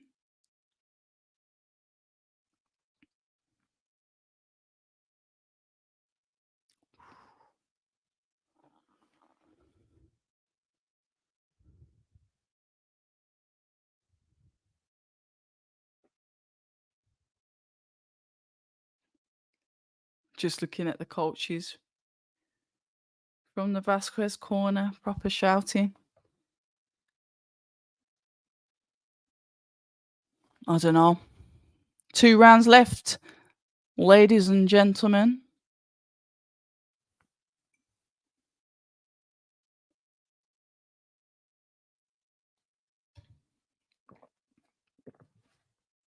Excuse me. Right, Vasquez, center of the ring. Joel flicks out the jab. Vasquez throws a 1-2. Throws an uppercut, misses. Cordina using the ring. Going from left to right. Vasquez, center of the ring. 1-2 from Vasquez. Cordina throwing back. Both of them throwing in bodywork here. Don't take my bloody comms for it. I could be biased.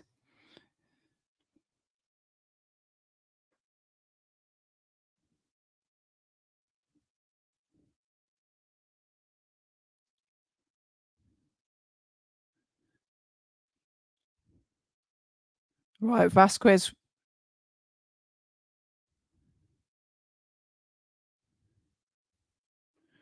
Right, 1-2 from Cordina. Jab from Cordina. Body shots and what was that? Right hook from Vasquez. The rangefinder from Joe. Vasquez got a lovely backhand then to Joe. Joe moving, angles, back foot moving, side to side. Whoa, Vasquez caught him on a shot there in that movement. Flipping heck. Vasquez uppercut. 1-2. Uppercut from Vasquez. Uppercut again. Joe Cordina body shots. Headshot from Cordina. Uppercut from Cordina.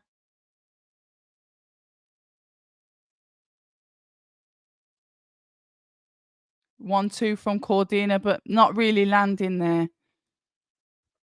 1-2 again from Cordina. Double jab. body shot, backhand. This is all from Cordina. 1, 2, 3 from Cordina.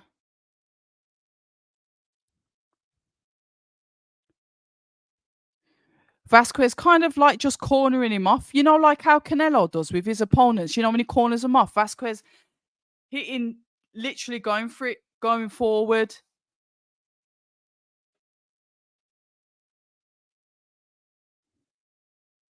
You know how Canelo cuts the ring off and he just cuts you off? He like hunts you down. Lovely jab then from Vasquez.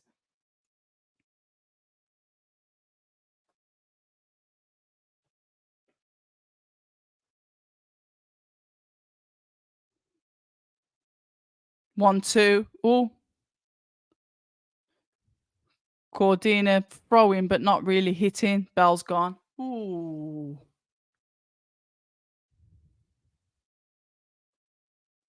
Ooh.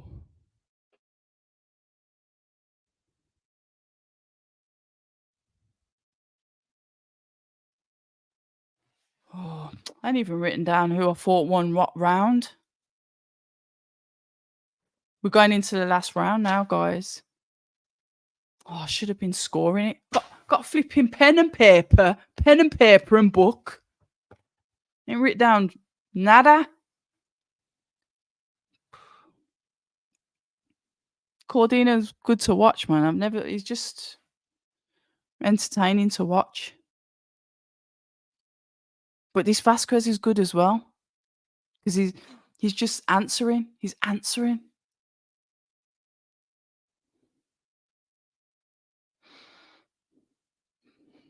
Final round. Respect from the lads. Here we go. Here we go. 12th and final round. Combinations coming straight in from Vasquez. Cordina throws out the 1, 2, jab. Oh, these are going to have to go hell for level now. Vasquez coming in with the multiple shots. Literally going in. Front foot.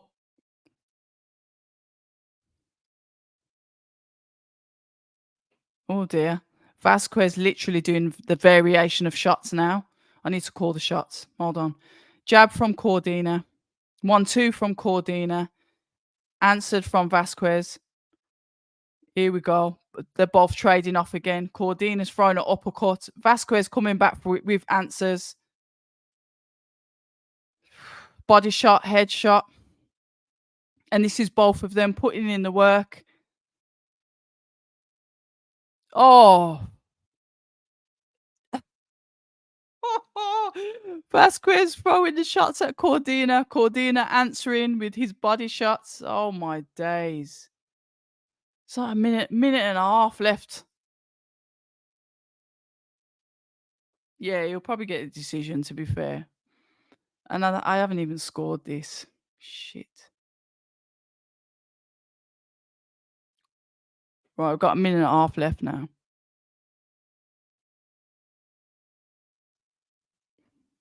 One, two. Joel, jab.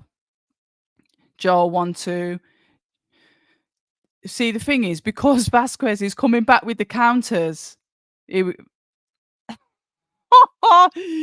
can't even call the shots. Both of them toe-to-toe action.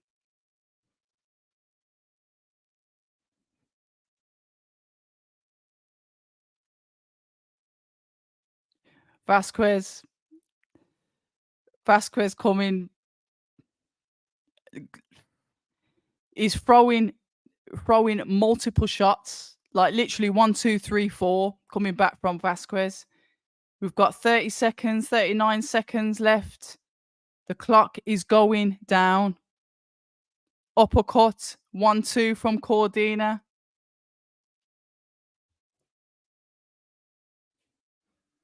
Oh, that was a nice jab from Cordina then. 1, 2 from Vasquez. Oh my days. 15 seconds left. When you hear them clappers go, Cordina body shot. Vasquez coming back with his shots. 10 seconds. 10 seconds. Bell gone. Bloody hell. Bloody hell. Good work. You really good work. What are we saying? What are we saying? What are we saying? What are we saying? What are we saying? What are we saying, listeners? Yeah. Really entertained. That's what I call it, entertaining fight. There was no knockouts, but we were entertained. It's just the fact that, when you're hitting someone and they've just got an answer, they've just got an answer.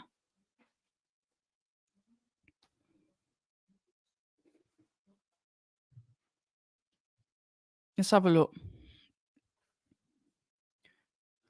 So 115 to 112, Cordina.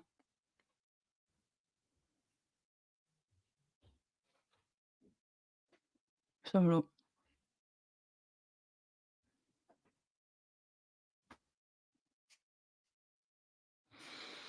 Let's have a look. Let's have a look.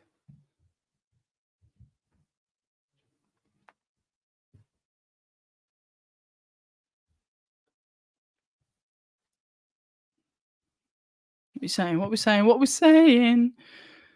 Thanks for Oh, I'm glad I kept you entertained, Golden Mike. While, you're doing your bits. No problem. No problem. Like I said, I'd only be sat here talking to myself while watching this on the TV. So why not do this with people that like boxing as well? What did I say? Caring, sharing. It's good to share. You reckon it's going to be a draw? Oh, thank you. The chat has been awesome as well. Sorry, here we go. Hold on. Here we go. What we saying? We was going. Oh. What we saying? What we saying? What we saying? I'm glad it flew, but the fight went really quick. Thank you, Sean. Maybe one day I'll be doing commentary on one of these big shows, and I'll bring up this night.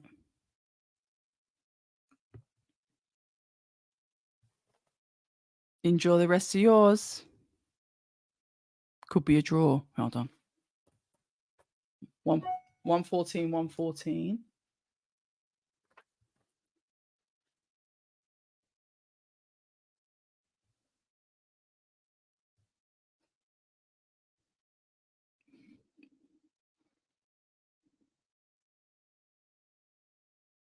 Okay. So one had it at a draw. Cordina retains.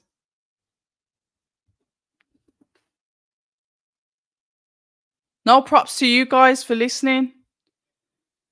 When am I back again? Oh, I don't know. Hold on a minute. Let me just turn off that comms. Turn down the comms. Right. I won't be doing a live next weekend because there's no fights on next weekend. First of all, thank you to everybody that listened in, that joined in the chat. Thank you for the super chats as well. Very, very much appreciated. Like I said, you fab. I knew it would be a quieter evening, but I'm happy to have done it, and I'm happy that you guys are here. Right, next week we're in the gyms. So next week, hopefully, content from Richard Riakporhe and Fraser Clark. So that'll be out as normal conversations on my channel. The week after, we've got 3 events. We've got Boxers event, we've got the Misfits event, and we've got the Magnificent 7 event from Frank Warren. I'm going to try and cover media days for all 3 of those events. I don't know what I'm doing on fight night. And if I decide that I'm not going out on fight night, I guarantee you I will be covering the Magnificent 7 on a live if I actually don't go to the fight. But I'll let you know closer to the time anyway. But the review, the weekend wrap up, we discuss a couple of things that have been out on Twitter as well. That'll be out on Monday by midday. as promised. It might be short, I don't know. It just depends what I decide to talk about. But it's going to be a wrap up of everything, and we'll go back and cover some of the Fury stuff as well. So that's kind of like it, really. Um, but yeah, no problem. Let's have a look. Hold on. Can't remember. Hold on a minute. I'm just trying to read some of these. Can't remember Joe ever being in a yeah, he's not in a boring fight. He's not in a boring fight. One judge had it even, the other one had it unanimous. Let's have a look. 114, 114. Chris has put his scores in the doors. James, absolutely no problem. Absolutely no problem. Be honest, Eddie Hearn's moving the best way he can to make money because that's what they're in it for. If you look at it, they're in it to make money, aren't they? And that's what they're going to do. And as the competition stiffens, it's going to get more ruthless. I feel sorry for talented boxers out there that can't really do the sing and dance along with it because it's going to get more brutal as time goes by because there's so much competition. Chris, absolutely, you guys have been fantastic. So yeah, meet and greet for Christmas. I don't know about that. The only time I do anything like that is if I had a special guest and I did like a little mini show, and then I'd probably like have like a members only or do something like that. Like probably about 20 guests or something like that with a special guest where you get to do the interviews. I'll probably do something like that. It won't be Christmas, but we've got things coming, but it won't be Christmas. Not unless I land in a pot of gold and I can move and I can shake. But yeah, listen, on that note, I'm going to say adios. I'm going to sign out. You guys have been fantastic. Like I said, um, review on Monday, gyms next week, fights the week after. But just look on the community page. I'll keep you updated. Please subscribe, put the notifications on, all the good stuff. If you want to probably find out more updates, I'm probably put stuff up on Instagram, October Red Media, Twitter, October Red UK. So yeah, listen, guys, you have a fantastic weekend. What's left of it. Look after each other. Remember, life is short. Live it to the fullest. And yeah, I'll catch up with you soon. And remember, stay ready.